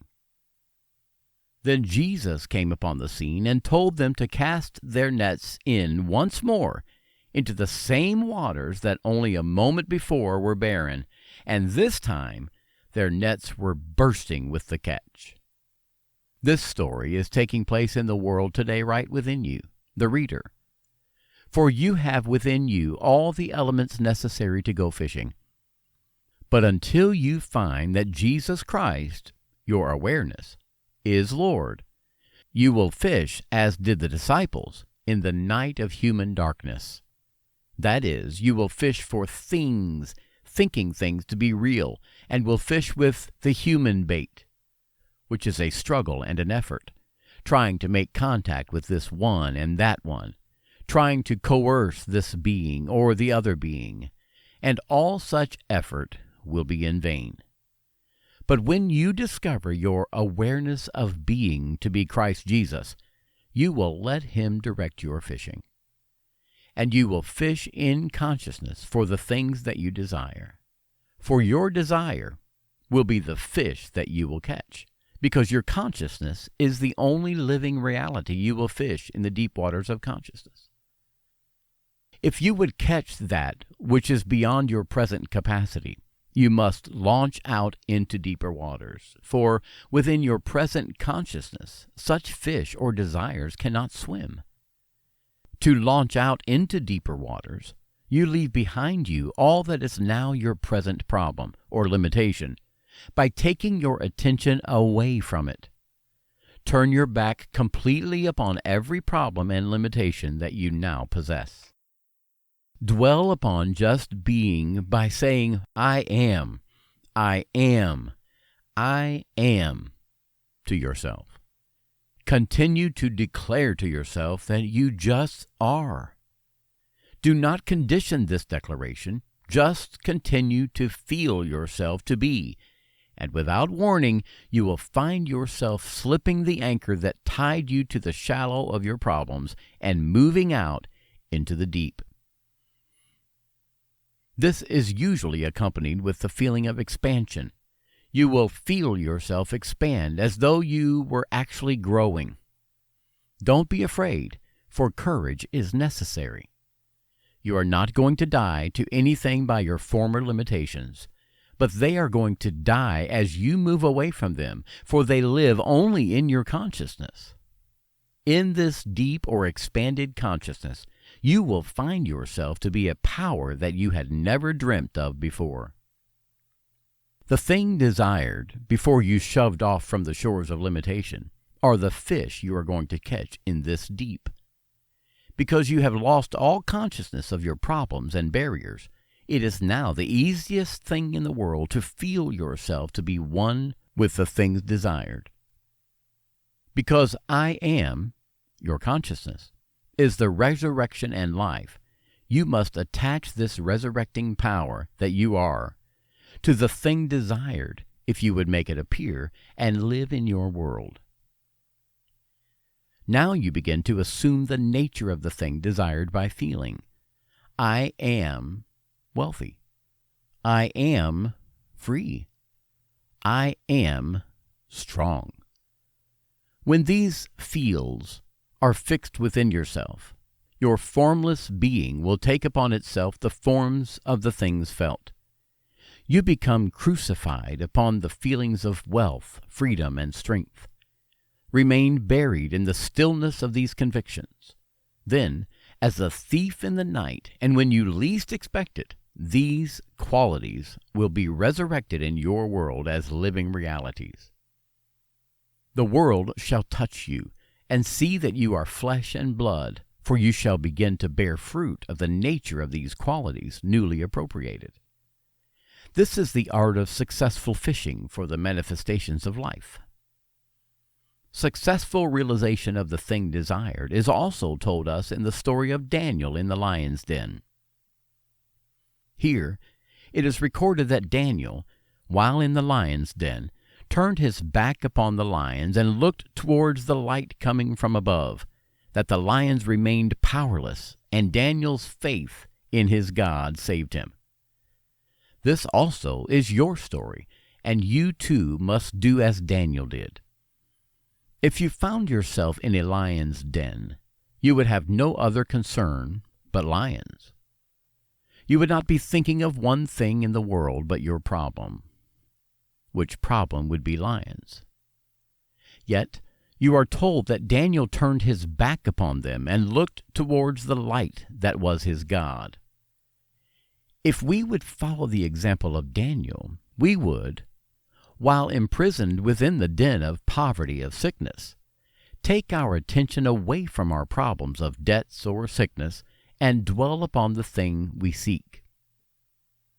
If we do not look back in consciousness to our problems, but continue in faith, believing ourselves to be that which we seek, we too find our prison walls open and the thing sought, yes, whatsoever things, realized.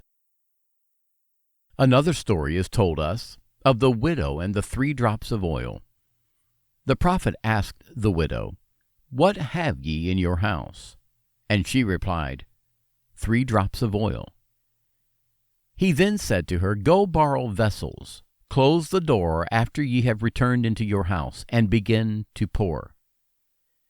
And she poured from 3 drops of oil into all the borrowed vessels, filling them to capacity with oil remaining. You, the reader, are this widow. You have not a husband to impregnate you, or make you fruitful, for a widow is a barren state. Your awareness is now the Lord, or the prophet that has become your husband.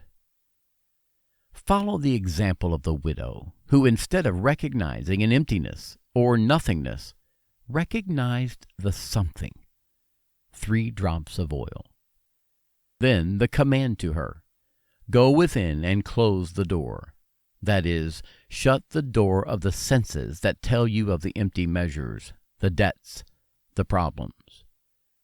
When you have taken your attention away completely by shutting out the evidence of the senses, begin to feel the joy, symbolized by oil, of having received the things desired. When the agreement is established within you so that all doubts and fears have passed away, then you too will fill all the empty measures of your life and will have an abundance running over. Recognition is the power that conjures in the world. Every state that you have ever recognized, you have embodied. That which you are recognizing as true of yourself today is that which you are experiencing. So be as the widow and recognize joy, no matter how little the beginnings of recognition, and you will be generously rewarded. For the world is a magnified mirror, magnifying everything that you are conscious of being. I am the Lord the God, which has brought thee out of the land of Egypt, out of the house of bondage. Thou shalt have no other gods before me. What a glorious revelation! Your awareness now revealed as the Lord thy God. Come, awake from your dream of being imprisoned. Realize that the earth is yours, and the fullness thereof, the world, and all that dwells therein. You have become so enmeshed in the belief that you are man that you have forgotten the glorious being that you are. Now, with your memory restored, decree the unseen to appear, and it shall appear. For all things are compelled to respond to the voice of God. Your awareness of being, the world, is at your command.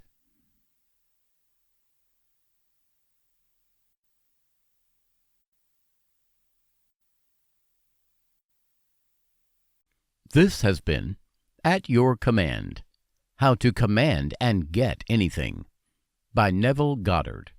Edition 2021 by David DeAngelis. Narrated by Jeff Lewis. All rights reserved.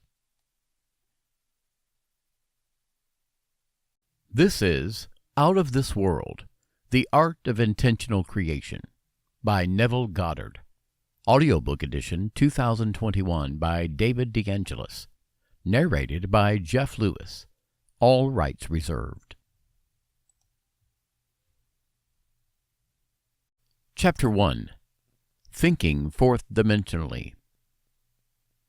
And now I have told you before it come to pass, that when it is come to pass, ye might believe. John 14:29. Many persons, myself included, have observed events before they occurred. That is, before they occurred in this world of 3 dimensions.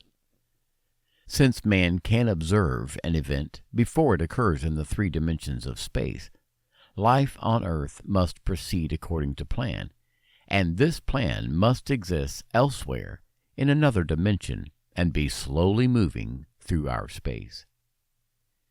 If the occurring events were not in this world when they were observed, then, to be perfectly logical, they must have been out of this world.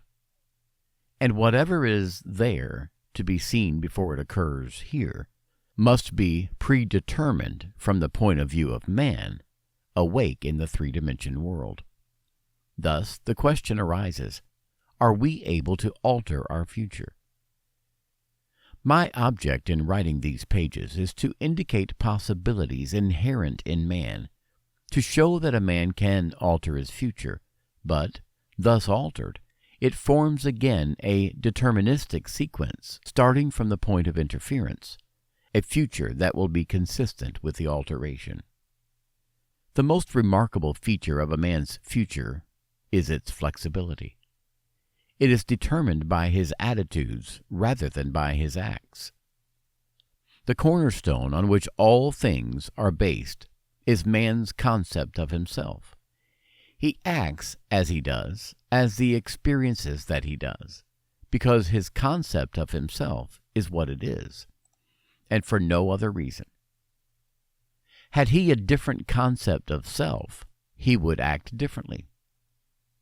A change of concept of self automatically alters his future, and a change in any term of his future series of experiences reciprocally alters his concept of self. Man's assumptions, which he regards as insignificant, produce effects that are considerable. Therefore, man should revise his estimate of an assumption and recognize its creative power. All changes take place in consciousness. The future, although prepared in every detail in advance, has several outcomes. At every moment of our lives, we have before us the choice of which of several futures we will choose. There are two actual outlooks on the world possessed by everyone: a natural focus and a spiritual focus. The ancient teachers called the one the carnal mind, the other the mind of Christ. We may differentiate them as ordinary waking consciousness, governed by our senses, and a controlled imagination, governed by desire. We recognize these two distinct centers of thought in the statement, "The natural man receiveth not the things of the Spirit of God, for they are foolishness unto him, neither can he know them, for they are spiritually discerned." The natural view confines reality to the moment called now. To the natural view, the past and future are purely imaginary. The spiritual view, on the other hand, sees the contents of time. It sees events as distinct and separated as objects in space. The past and future are a present whole to the spiritual view. What is mental and subjective to the natural man is concrete and objective to the spiritual man. The habit of seeing only that which our senses permit renders us totally blind to what we otherwise could see. To cultivate the faculty of seeing the invisible, we should often deliberately disentangle our minds from the evidence of the senses and focus our attention on invisible state, mentally feeling it and sensing it until it has all the distinctness of reality. Earnest, concentrated thought, focused in a particular direction, shuts out other sensations and causes them to disappear. We have but to concentrate on the state desired in order to see it. The habit of withdrawing attention from the region of sensation and concentrating it on the invisible develops our spiritual outlook and enables us to penetrate beyond the world of sense and to see that which is invisible. For the invisible things of him from the creation of the world are clearly seen. Romans 1:20. This vision is completely independent of the natural faculties. Open it and quicken it. Without it, these instructions are useless, for the things of the Spirit are spiritually discerned. A little practice will convince us that we can, by controlling our imagination, reshape our future in harmony with our desire. Desire is the mainspring of action. We could not move a single finger unless we had a desire to move it. No matter what we do, we follow the desire which at the moment dominates our minds. When we break a habit, our desire to break it is greater than our desire to continue in the habit. The desires which impel us to action are those that hold our attention. A desire is but an awareness of something we lack or need to make our life more enjoyable. Desires always have some personal gain in view. The greater the anticipated gain, the more intense is the desire. There is no absolutely unselfish desire. Where there is nothing to gain, there is no desire, and consequently, no action. The spiritual man speaks to the natural man through the language of desire. The key to progress in life and to the fulfillment of dreams lies in ready obedience to its voice. Unhesitating obedience to its voice is an immediate assumption of the wish fulfilled. To desire a state is to have it. As Pascal has said, "You would not have sought me had you not already found me." Man, by assuming the feeling of his wish fulfilled, and then living and acting on this conviction, alters the future in harmony with his assumption. Assumptions awaken what they affirm. As soon as man assumes the feeling of his wish fulfilled, his four-dimensional self finds ways for the attainment of this end, discovers methods for its realization. I know of no clearer definition of the means by which we realize our desires than to experience in imagination what we would experience in the flesh were we to achieve our goal. This experience of the end wills the means. With its larger outlook, the four-dimensional self then constructs the means necessary to realize the accepted end. The undisciplined mind finds it difficult to assume a state which is denied by the senses. Here is a technique that makes it easy to encounter events before they occur, to call things which are not seen as though they were. People have a habit of slighting the importance of simple things, but this simple formula for changing the future was discovered after years of searching and experimenting. The first step in changing the future is desire. That is, define your objective. Know definitely what you want. Secondly, construct an event which you believe you would encounter following the fulfillment of your desire, an event which implies fulfillment of your desire, something that will have the action of self-predominant. Thirdly, immobilize the physical body and induce a condition akin to sleep. Lie on a bed or relax in a chair and imagine that you are sleepy. Then, with eyelids closed and your attention focused on the action you intend to experience, in imagination, mentally feel yourself right into the proposed action, imagining all the while that you are actually performing the action here and now. You must always participate in the imaginary action, not merely stand back and look on, but you must feel that you are actually performing the action so that the imaginary sensation is real to you. It is important always to remember that the proposed action must be one which follows the fulfillment of your desire, and also you must feel yourself into the action until it has all the vividness and distinctness of reality. For example, suppose you desired promotion in the office. Being congratulated would be an event you would encounter following the fulfillment of your desire. Having selected this action as the one you will experience in imagination, immobilize the physical body and induce a state akin to sleep, a drowsy state, but one in which you are still able to control the direction of your thoughts, a state in which you are attentive without effort. Now, imagine that a friend is standing before you. Put your imaginary hand into his. First, feel it to be solid and real. Then, carry on an imaginary conversation with him in harmony with the action. Do not visualize yourself at a distance in point of space and at a distance in point of time being congratulated on your good fortune. Instead, make elsewhere here and the future now.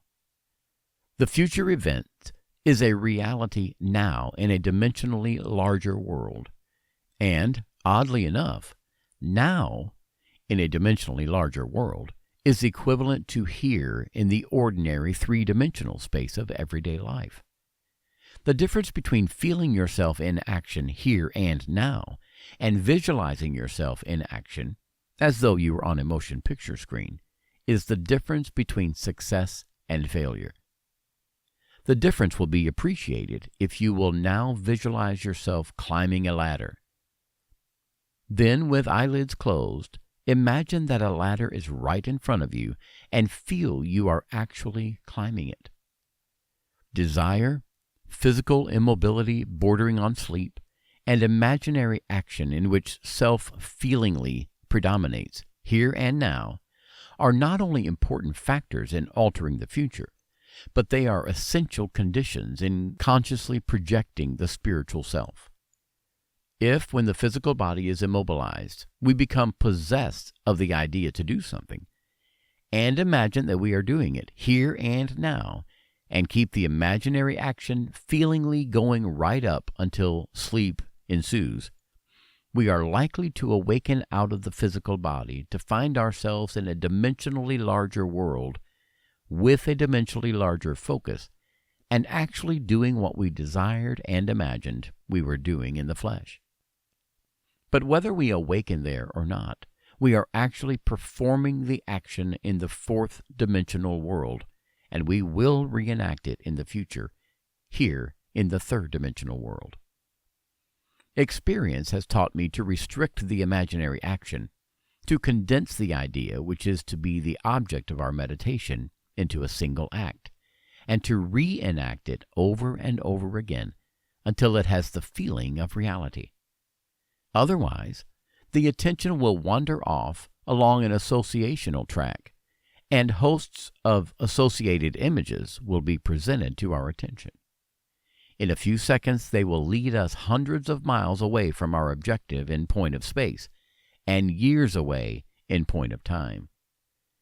If we decide to climb a particular flight of stairs, because that is the likely event to follow the realization of our desire, then we must restrict the action to climbing that particular flight of stairs.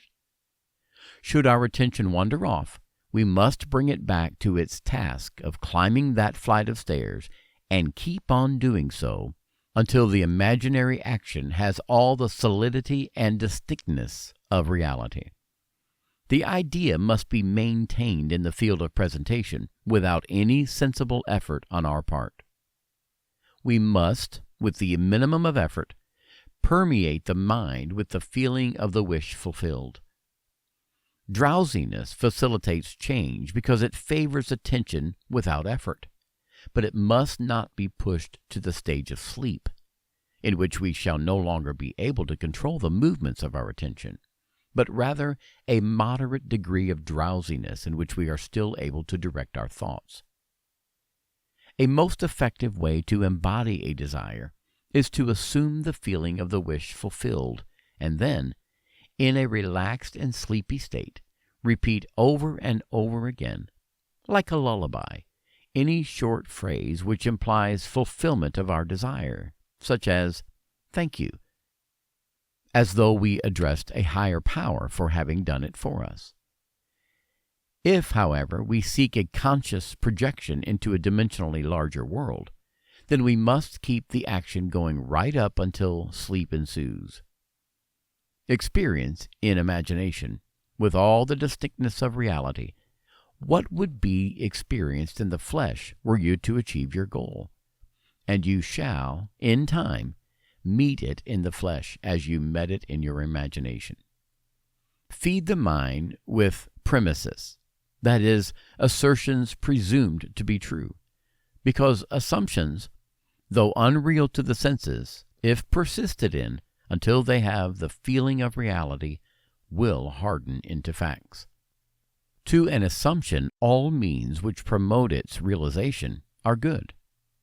It influences the behavior of all by inspiring in all the movements, the actions, and the words which tend towards its fulfillment. To understand how man molds his future in harmony with his assumption, we must know what we mean by a dimensionally larger world, for it is to a dimensionally larger world that we go to alter our future. The observation of an event before it occurs implies that the event is predetermined from the point of view of man in the three-dimensional world. Therefore, to change the conditions here in the 3 dimensions of space, we must first change them in the 4 dimensions of space. Man does not know exactly what is meant by a dimensionally larger world, and would no doubt deny the existence of a dimensionally larger self. He is quite familiar with the three dimensions of length, width, and height, and he feels that if there were a fourth dimension, it should be just as obvious to him as the dimensions of length, width, and height. A dimension is not a line. It is any way in which a thing can be measured that is entirely different from all other ways. That is, to measure a solid, fourth-dimensionally, we simply measure it in any direction except that of its length, width, and height. Is there another way of measuring an object other than those of its length, width, and height? Time measures my life without employing the three dimensions of length, width, and height. There is no such thing as an instantaneous object. Its appearance and disappearance are measurable. It endures for a definite length of time. We can measure its lifespan without using the dimensions of length, width, and height. Time is definitely a fourth way of measuring an object. The more dimensions an object has, the more substantial and real it becomes. A straight line, which lies entirely in one dimension, acquires shape, mass, and substance by the addition of dimensions. What new quality would time, the fourth dimension, give which would make it just as vastly superior to solids as solids are to surfaces and surfaces are to lines? Time is a medium for changes in experience because all changes take time. The new quality is changeability. Observe that if we bisect a solid, its cross-section will be a surface. By bisecting a surface, we obtain a line, and by bisecting a line, we get a point. This means that a point is but a cross-section of a line, which is in turn but a cross-section of a surface, which is in turn but a cross-section of a solid, which is in turn, if carried to its logical conclusion, but a cross-section of a four-dimensional object. We cannot avoid the inference that all three-dimensional objects are but cross-sections of four-dimensional bodies, which means when I met you, I met a cross-section of the four-dimensional you, the four-dimension self that is not seen.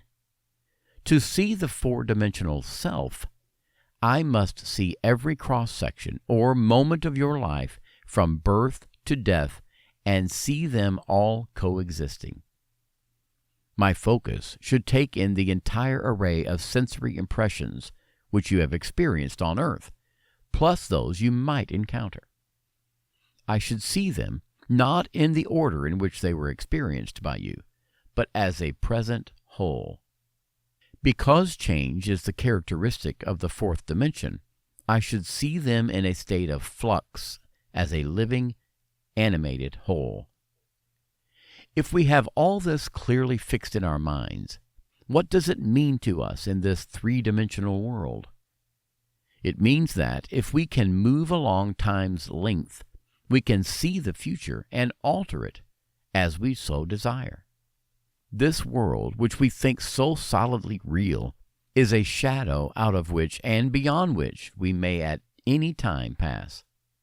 It is an abstraction from a more fundamental and dimensionally larger world, a more fundamental world abstracted from a still more fundamental and dimensionally larger world, and so on to infinity. The absolute is unattainable by any means or analysis, no matter how many dimensions we add to the world. Man can prove the existence of a dimensionally larger world simply by focusing his attention on an invisible state and imagining that he sees and feels it. If he remains concentrated in this state, his present environment will pass away, and he will awaken in a dimensionally larger world where the object of his contemplation will be seen as a concrete objective reality. Intuitively, I feel that, were he to abstract his thoughts from this dimensionally larger world and retreat still farther within his mind, he would again bring about an externalization of time. He would discover that every time he retreats into his inner mind and brings about an externalization of time, space becomes dimensionally larger. And he would, therefore, conclude that both time and space are serial, and that the drama of life is but the climbing of a multitudinous dimensional time block. Scientists will one day explain why there is a serial universe. But in practice, how we use the serial universe to change the future is more important. To change the future, we need only concern ourselves with two worlds in the infinite series: the world we know by reason of our bodily organs, and the world we perceive independently of our bodily organs.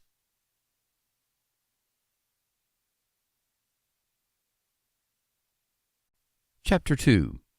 Assumptions become facts. Men believe in the reality of the external world because they do not know how to focus and condense their powers to penetrate its thin crust. This book has only one purpose: the removing of the veil of the senses, the traveling into another world. To remove the veil of the senses, we do not employ great effort. The objective world vanishes by turning our attention away from it. We have only to concentrate on the state desired in order to mentally see it. But to give it reality so that it will become an objective fact, we must focus attention upon the invisible state until it has the feeling of reality. When, through concentrated attention, our desire appears to possess the distinctness and feeling of reality, we have given it the right to become a visible, concrete fact. If it is difficult to control the direction of your attention while in a state akin to sleep, you may find gazing fixedly into an object very helpful. Do not look at its surface, but into and beyond any plain object, such as a wall, a carpet, or any other object which possesses depth. Arrange it to return as little reflection as possible. Imagine then that in this depth you are seeing and hearing what you want to see and hear, until your attention is exclusively occupied by the imagined state. At the end of your meditation, when you awake from your controlled waking dream, you feel as though you had returned from a great distance.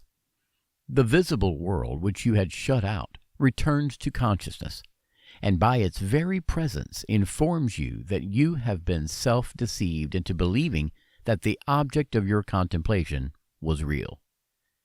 But if you know that consciousness is the one and only reality, you will remain faithful to your vision, and by this sustained mental attitude confirm your gift of reality, and prove that you have the power to give reality to your desires, that they may become visible, concrete facts.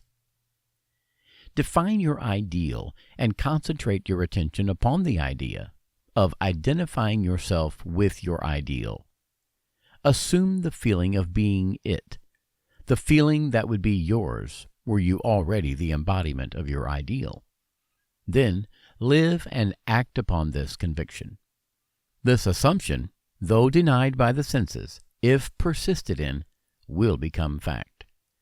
You will know when you have succeeded in fixing the desired state in consciousness by simply looking mentally at the people you know. In dialogues with yourself, you are less inhibited and more sincere than in actual conversations with others. Therefore, the opportunity for self-analysis arises when you are surprised by your mental conversations with others. If you see them as you formerly saw them, you have not changed your concept of self, for all changes of concepts of self result in a changed relationship to your world. In your meditation, allow others to see you as they would see you were this new concept of self a concrete fact. You always seem to others an embodiment of the ideal you inspire. Therefore, in meditation, When you contemplate others, you must be seen by them mentally as you would be seen by them physically, were your concept of self an objective fact. That is, in meditation, you imagine that they see you expressing that which you desire to be. If you assume that you are what you want to be, your desire is fulfilled, and in fulfillment, all longing is neutralized. You cannot continue desiring what you have already realized. Your desire is not something you labor to fulfill. It is recognizing something you already possess. It is assuming the feeling of being that which you desire to be. Believing and being are one. The conceiver and his conception are one. Therefore, that which you conceive yourself to be can never be so far off as even to be near, for nearness implies separation. If thou canst believe, all things are possible to him that believeth. Being is the substance of things hoped for, the evidence of things not yet seen. If you assume that you are what you want to be, then you will see others as they are, related to your assumption. If, however, it is the good of others that you desire, then, in meditation, you must represent them to yourself as already being that which you desire them to be. It is through desire that you rise above your present sphere, and the road from longing to fulfillment is shortened as you experience in imagination what you would experience in the flesh were you already the embodiment of the ideal you desire to be. I have stated that man has at every moment of time the choice before him which of several futures he will encounter. But the question arises, how is this possible when the experiences of man, awake in the three-dimensional world, are predetermined, as his observation of an event before it occurs implies? This ability to change the future will be seen if we liken the experiences of life on earth to this printed page. Man experiences events on earth singly and successfully in the same way that you are now experiencing the words on this page. Imagine that every word on this page represents a single sensory impression. To get the context, to understand my meaning, you focus your vision on the first word in the upper left-hand corner, and then move your focus across the page from left to right, letting it fall on the words singly and successfully. By the time your eyes reach the last word on this page, you have extracted my meaning. Suppose, however, on looking at the page with all the printed words thereon equally present, you decided to rearrange them. You could, by rearranging them, tell an entirely different story. In fact, you could tell many different stories. A dream is nothing more than uncontrolled four-dimensional thinking, or the rearrangement of both past and future sensory impressions. Man seldom dreams of events in the order in which he experiences them when awake. He usually dreams of two or more events which are separated in time, fused into a single sensory impression.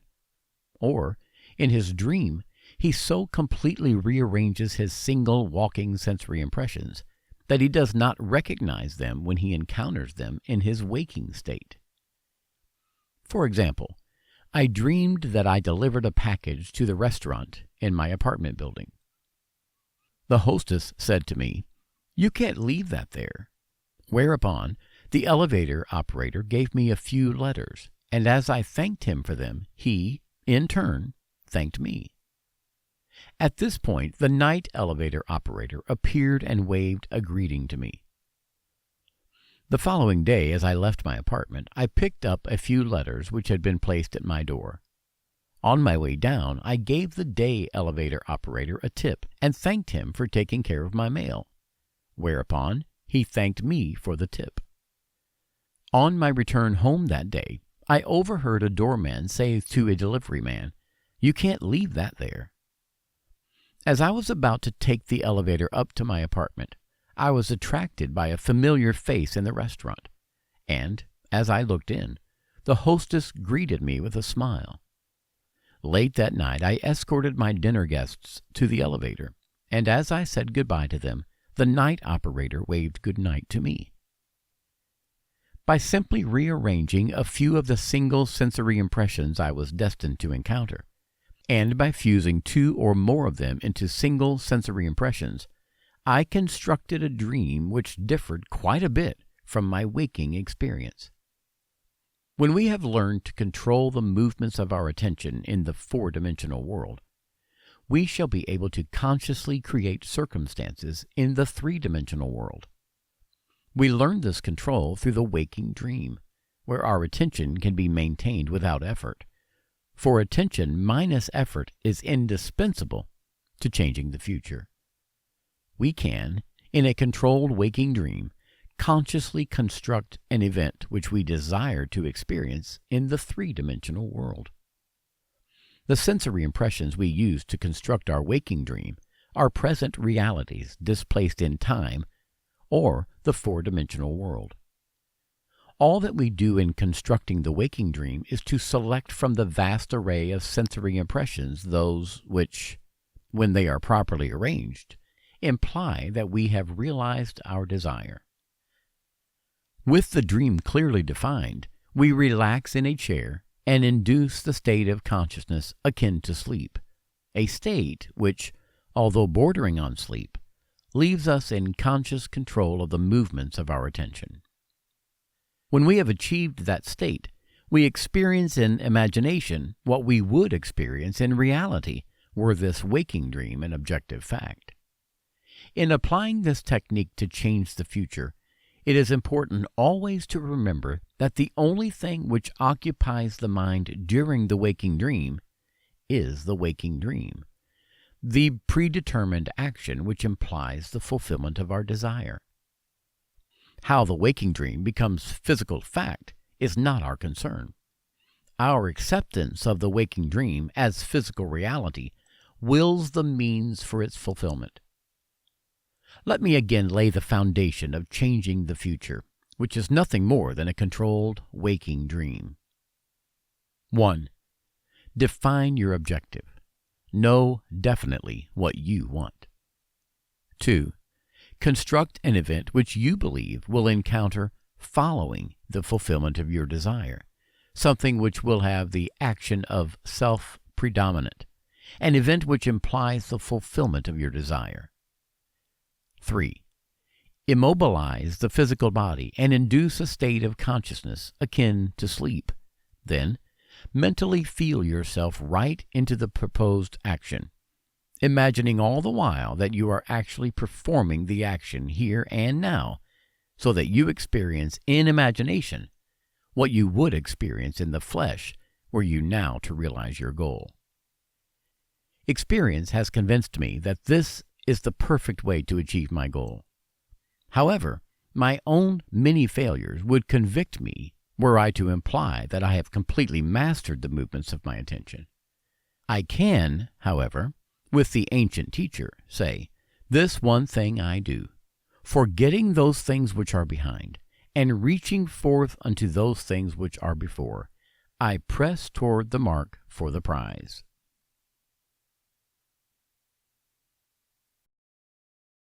Chapter 3. Power of Imagination. Ye shall know the truth, and the truth shall make you free. John 8:32. Men claim that a true judgment must conform to the external reality to which it relates.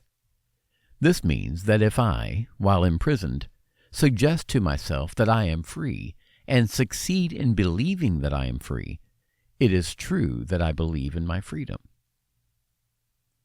But it does not follow that I am free, for I may be the victim of illusion.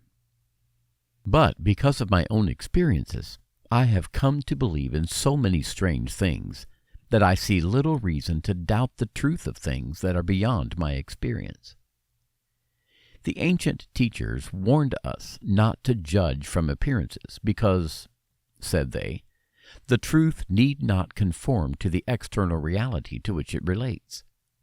They claimed that we bore false witness if we imagined evil against another, that, no matter how real our beliefs appear to be, how truly it conforms to the external reality to which it relates, if it does not make free the one of whom we hold the belief, it is untrue and therefore a false judgment.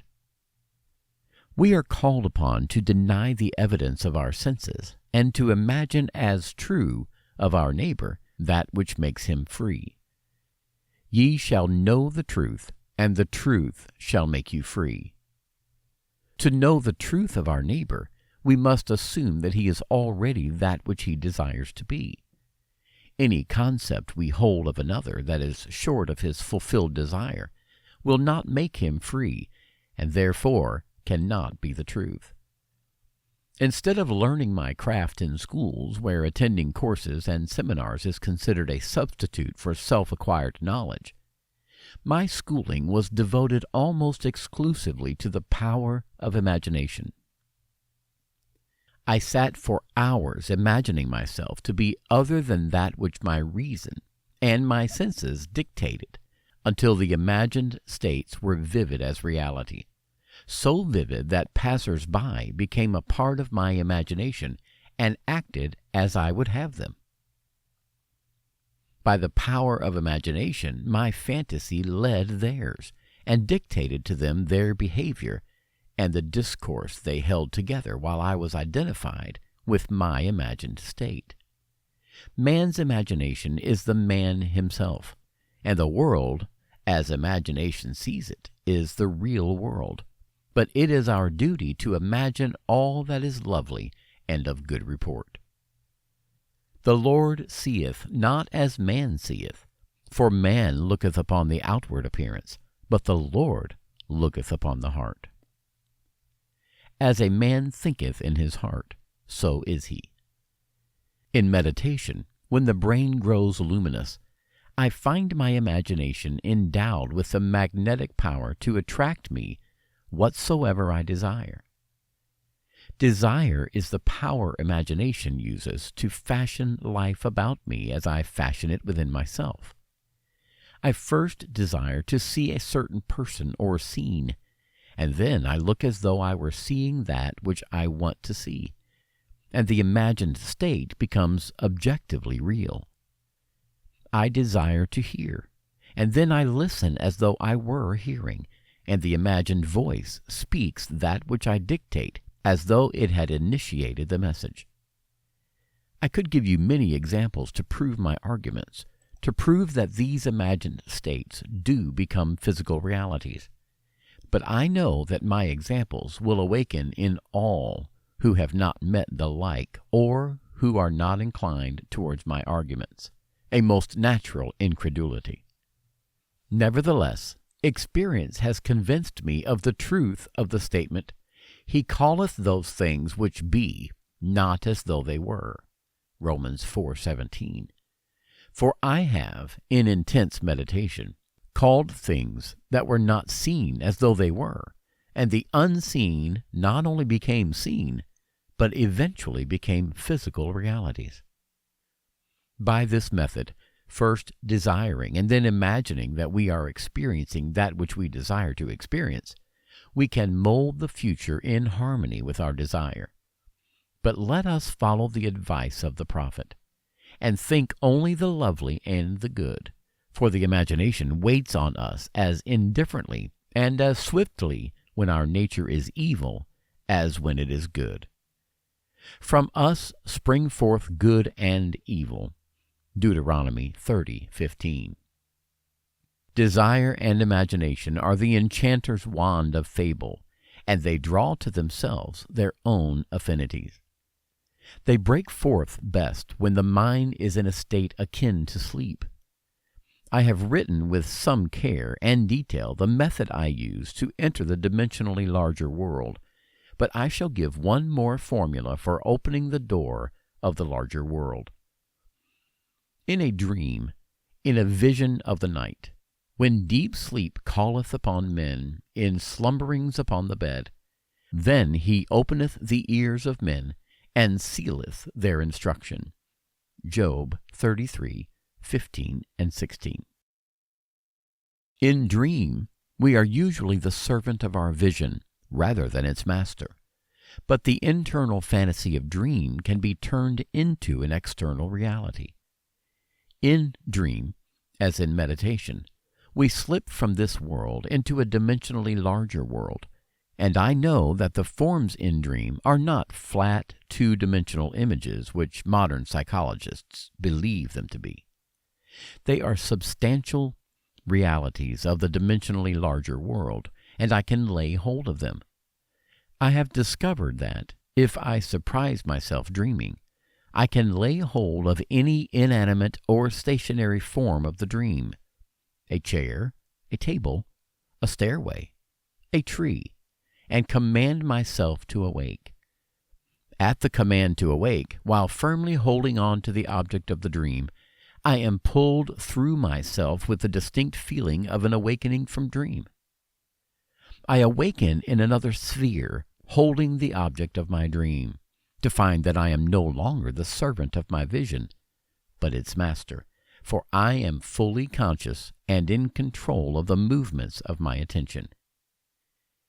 It is in this fully conscious state, when we are in control of the direction of thought, that we call things that are not seen as though they were.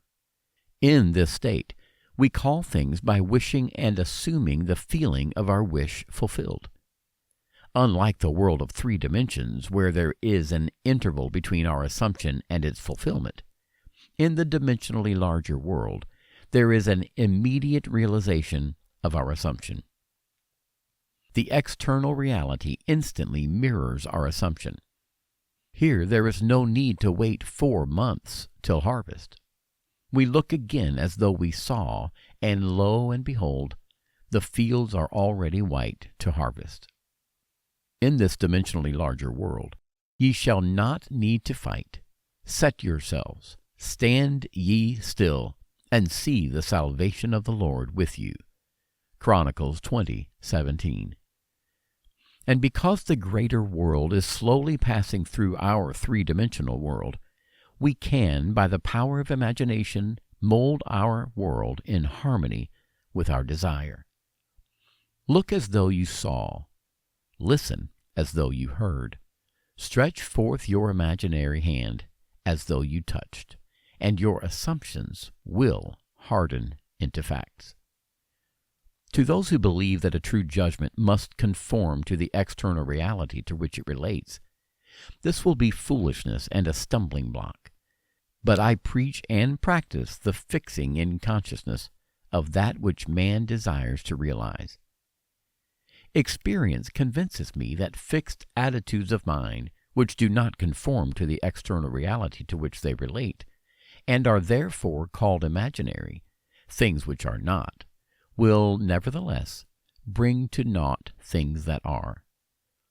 I do not wish to write a book of wonders, but rather to turn man's mind back to the one and only reality that the ancient teachers worshipped as God. All that was said of God was in reality said of man's consciousness, so that we may say that, according as it is written, He that glorifieth, let him glory in his own consciousness. No man needs help to direct him in the application of this law of consciousness. I am is the self-definition of the Absolute, the root out of which everything prowls. I am the vine. What is your answer to the eternal question, who am I? Your answer determines the part you play in the world's drama. Your answer, that is, your concept of self, need not conform to the external reality to which it relates. This great truth is revealed in the statement, "Let the weak say, I am strong." Joel 3:10. Look back over the good resolutions with which many past New Years are encumbered. They lived a little while, and then they died. Why? Because they were severed from their root. Assume that you are that which you want to be. Experience in imagination what you would experience in the flesh, were you already that which you want to be. Remain faithful to your assumption, so that you define yourself as that which you have assumed. Things have no life if they are severed from their roots, and our consciousness, our I amness, is the root of all that springs in our world. If ye believe not that I am he, ye shall die in your sins. John 8:24. That is, if I do not believe that I am already that which I desire to be, then I remain as I am and die in my present concept of self. There is no power outside of the consciousness of man to resurrect and make alive that which man desires to experience. That man who is accustomed to call up, at will, whatever images he pleases, will be, by virtue of the power of his imagination, master of his fate. I am the resurrection and the life. He that believeth in me, though he were dead, yet shall he live. John 11:25. Ye shall know the truth, and the truth shall make you free.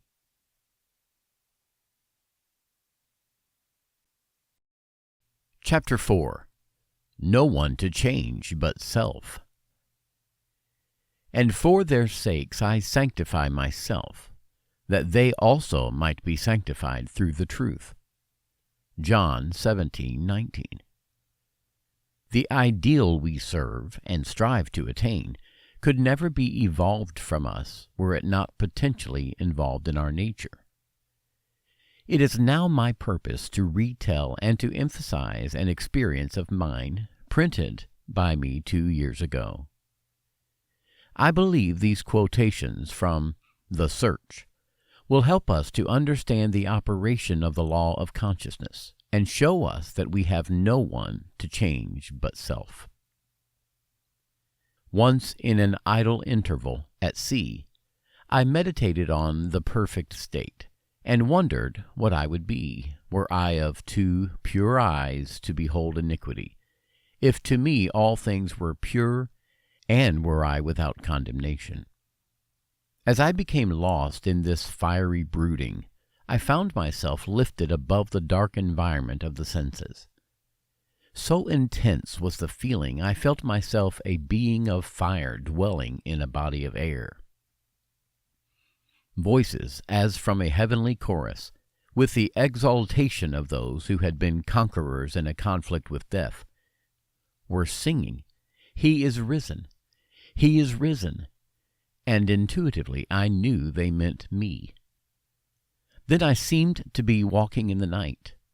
I soon came upon a scene that might have been the ancient pool of Bethesda, for in this place lay a great multitude of impotent folk, blind, halt, withered, waiting not for the moving of the water as of tradition, but waiting for me. As I came near, without thought or effort on my part, they were, one after the other, molded as by the magician of the beautiful.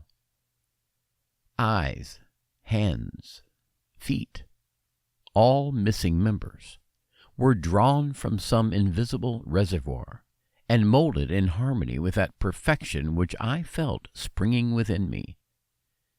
When all were made perfect, the chorus exulted, "It is finished!" Then the scene dissolved, and I awoke. I know this vision was the result of my intense meditation upon the idea of perfection, for my meditations invariably bring about union with the state contemplated. I had been so completely absorbed within the idea that for a while I had become what I contemplated, and the high purpose with which I had for that moment identified myself drew the companionship of high things and fashioned the vision in harmony with my inner nature. The ideal with which we are united works by association of ideas to awaken 1,000 moods to create a drama in keeping with the central idea.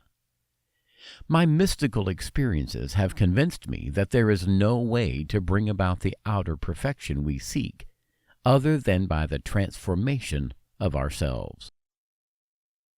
As soon as we succeed in transforming ourselves, the world will melt magically before our eyes and reshape itself in harmony with that which our transformation affirms. In the divine economy, nothing is lost. We cannot lose anything save by descent from the sphere where the thing has its natural life.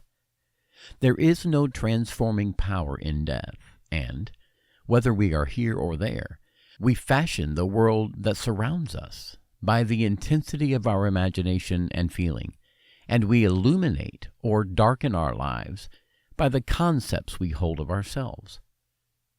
Nothing is more important to us than our conception of ourselves, and especially is this true of our concept of the dimensionally greater one within us. Those who help or hinder us, whether they know it or not, are the servants of that law which shapes outer circumstances in harmony with our inner nature. It is our conception of ourselves which frees or constrains us, though it may use material agencies to achieve its purpose. Because life molds the outer world to reflect the inner arrangement of our minds, there is no way of bringing about the outer perfection we seek other than by the transformation of ourselves. No help cometh from without. The hills to which we lift our eyes are those of an inner range. It is thus to our own consciousness that we must turn as to the only reality, the only foundation on which all phenomena can be explained. We can rely absolutely on the justice of this law to give us only that which is of the nature of ourselves. To attempt to change the world before we change our concept of ourselves is to struggle against the nature of things. There can be no outer change until there is first an inner change. As within, so without. I am not advocating philosophical indifference when I suggest that we should imagine ourselves as already that which we want to be, living in a mental atmosphere of greatness, rather than using physical means and arguments to bring about the desired change.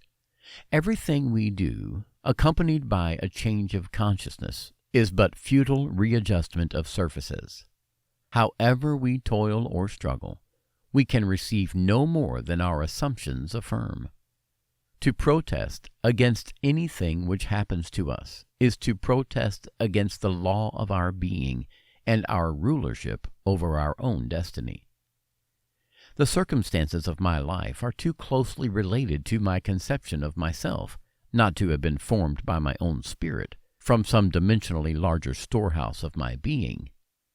If there is pain to me in these happenings, I should look within myself for the cause, for I am moved here and there, and made to live in a world in harmony with my concept of myself.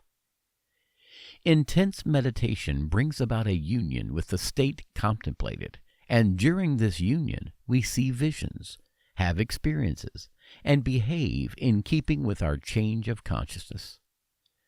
This shows us that a transformation of consciousness will result in a change of environment and behavior.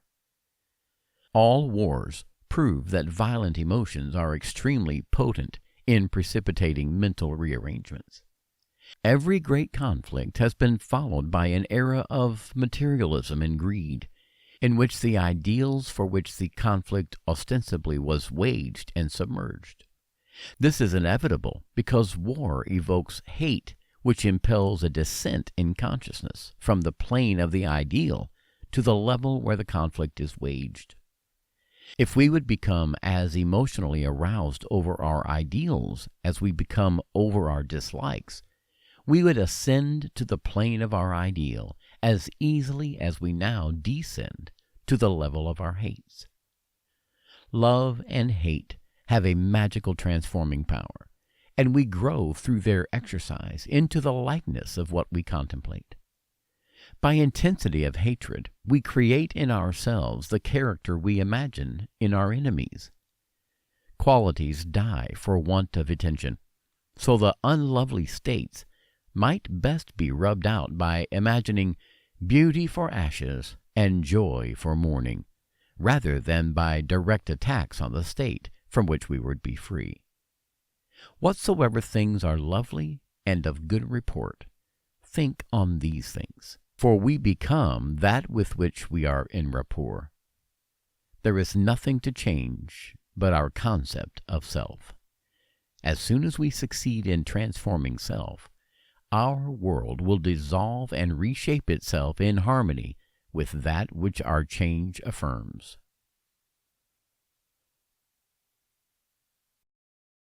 This has been Out of This World, The Art of Intentional Creation by Neville Goddard. Audiobook edition 2021 by David DeAngelis. Narrated by Jeff Lewis. All rights reserved. This has been The Power of the Law of Attraction, trilogy of Neville Goddard's teachings. Contains the 3 books by Neville Goddard. Feeling is the Secret, At Your Command, Out of This World. Edition 2021 by David DeAngelis. Narrated by Stephanie Richardson and Jeff Lewis. All rights reserved.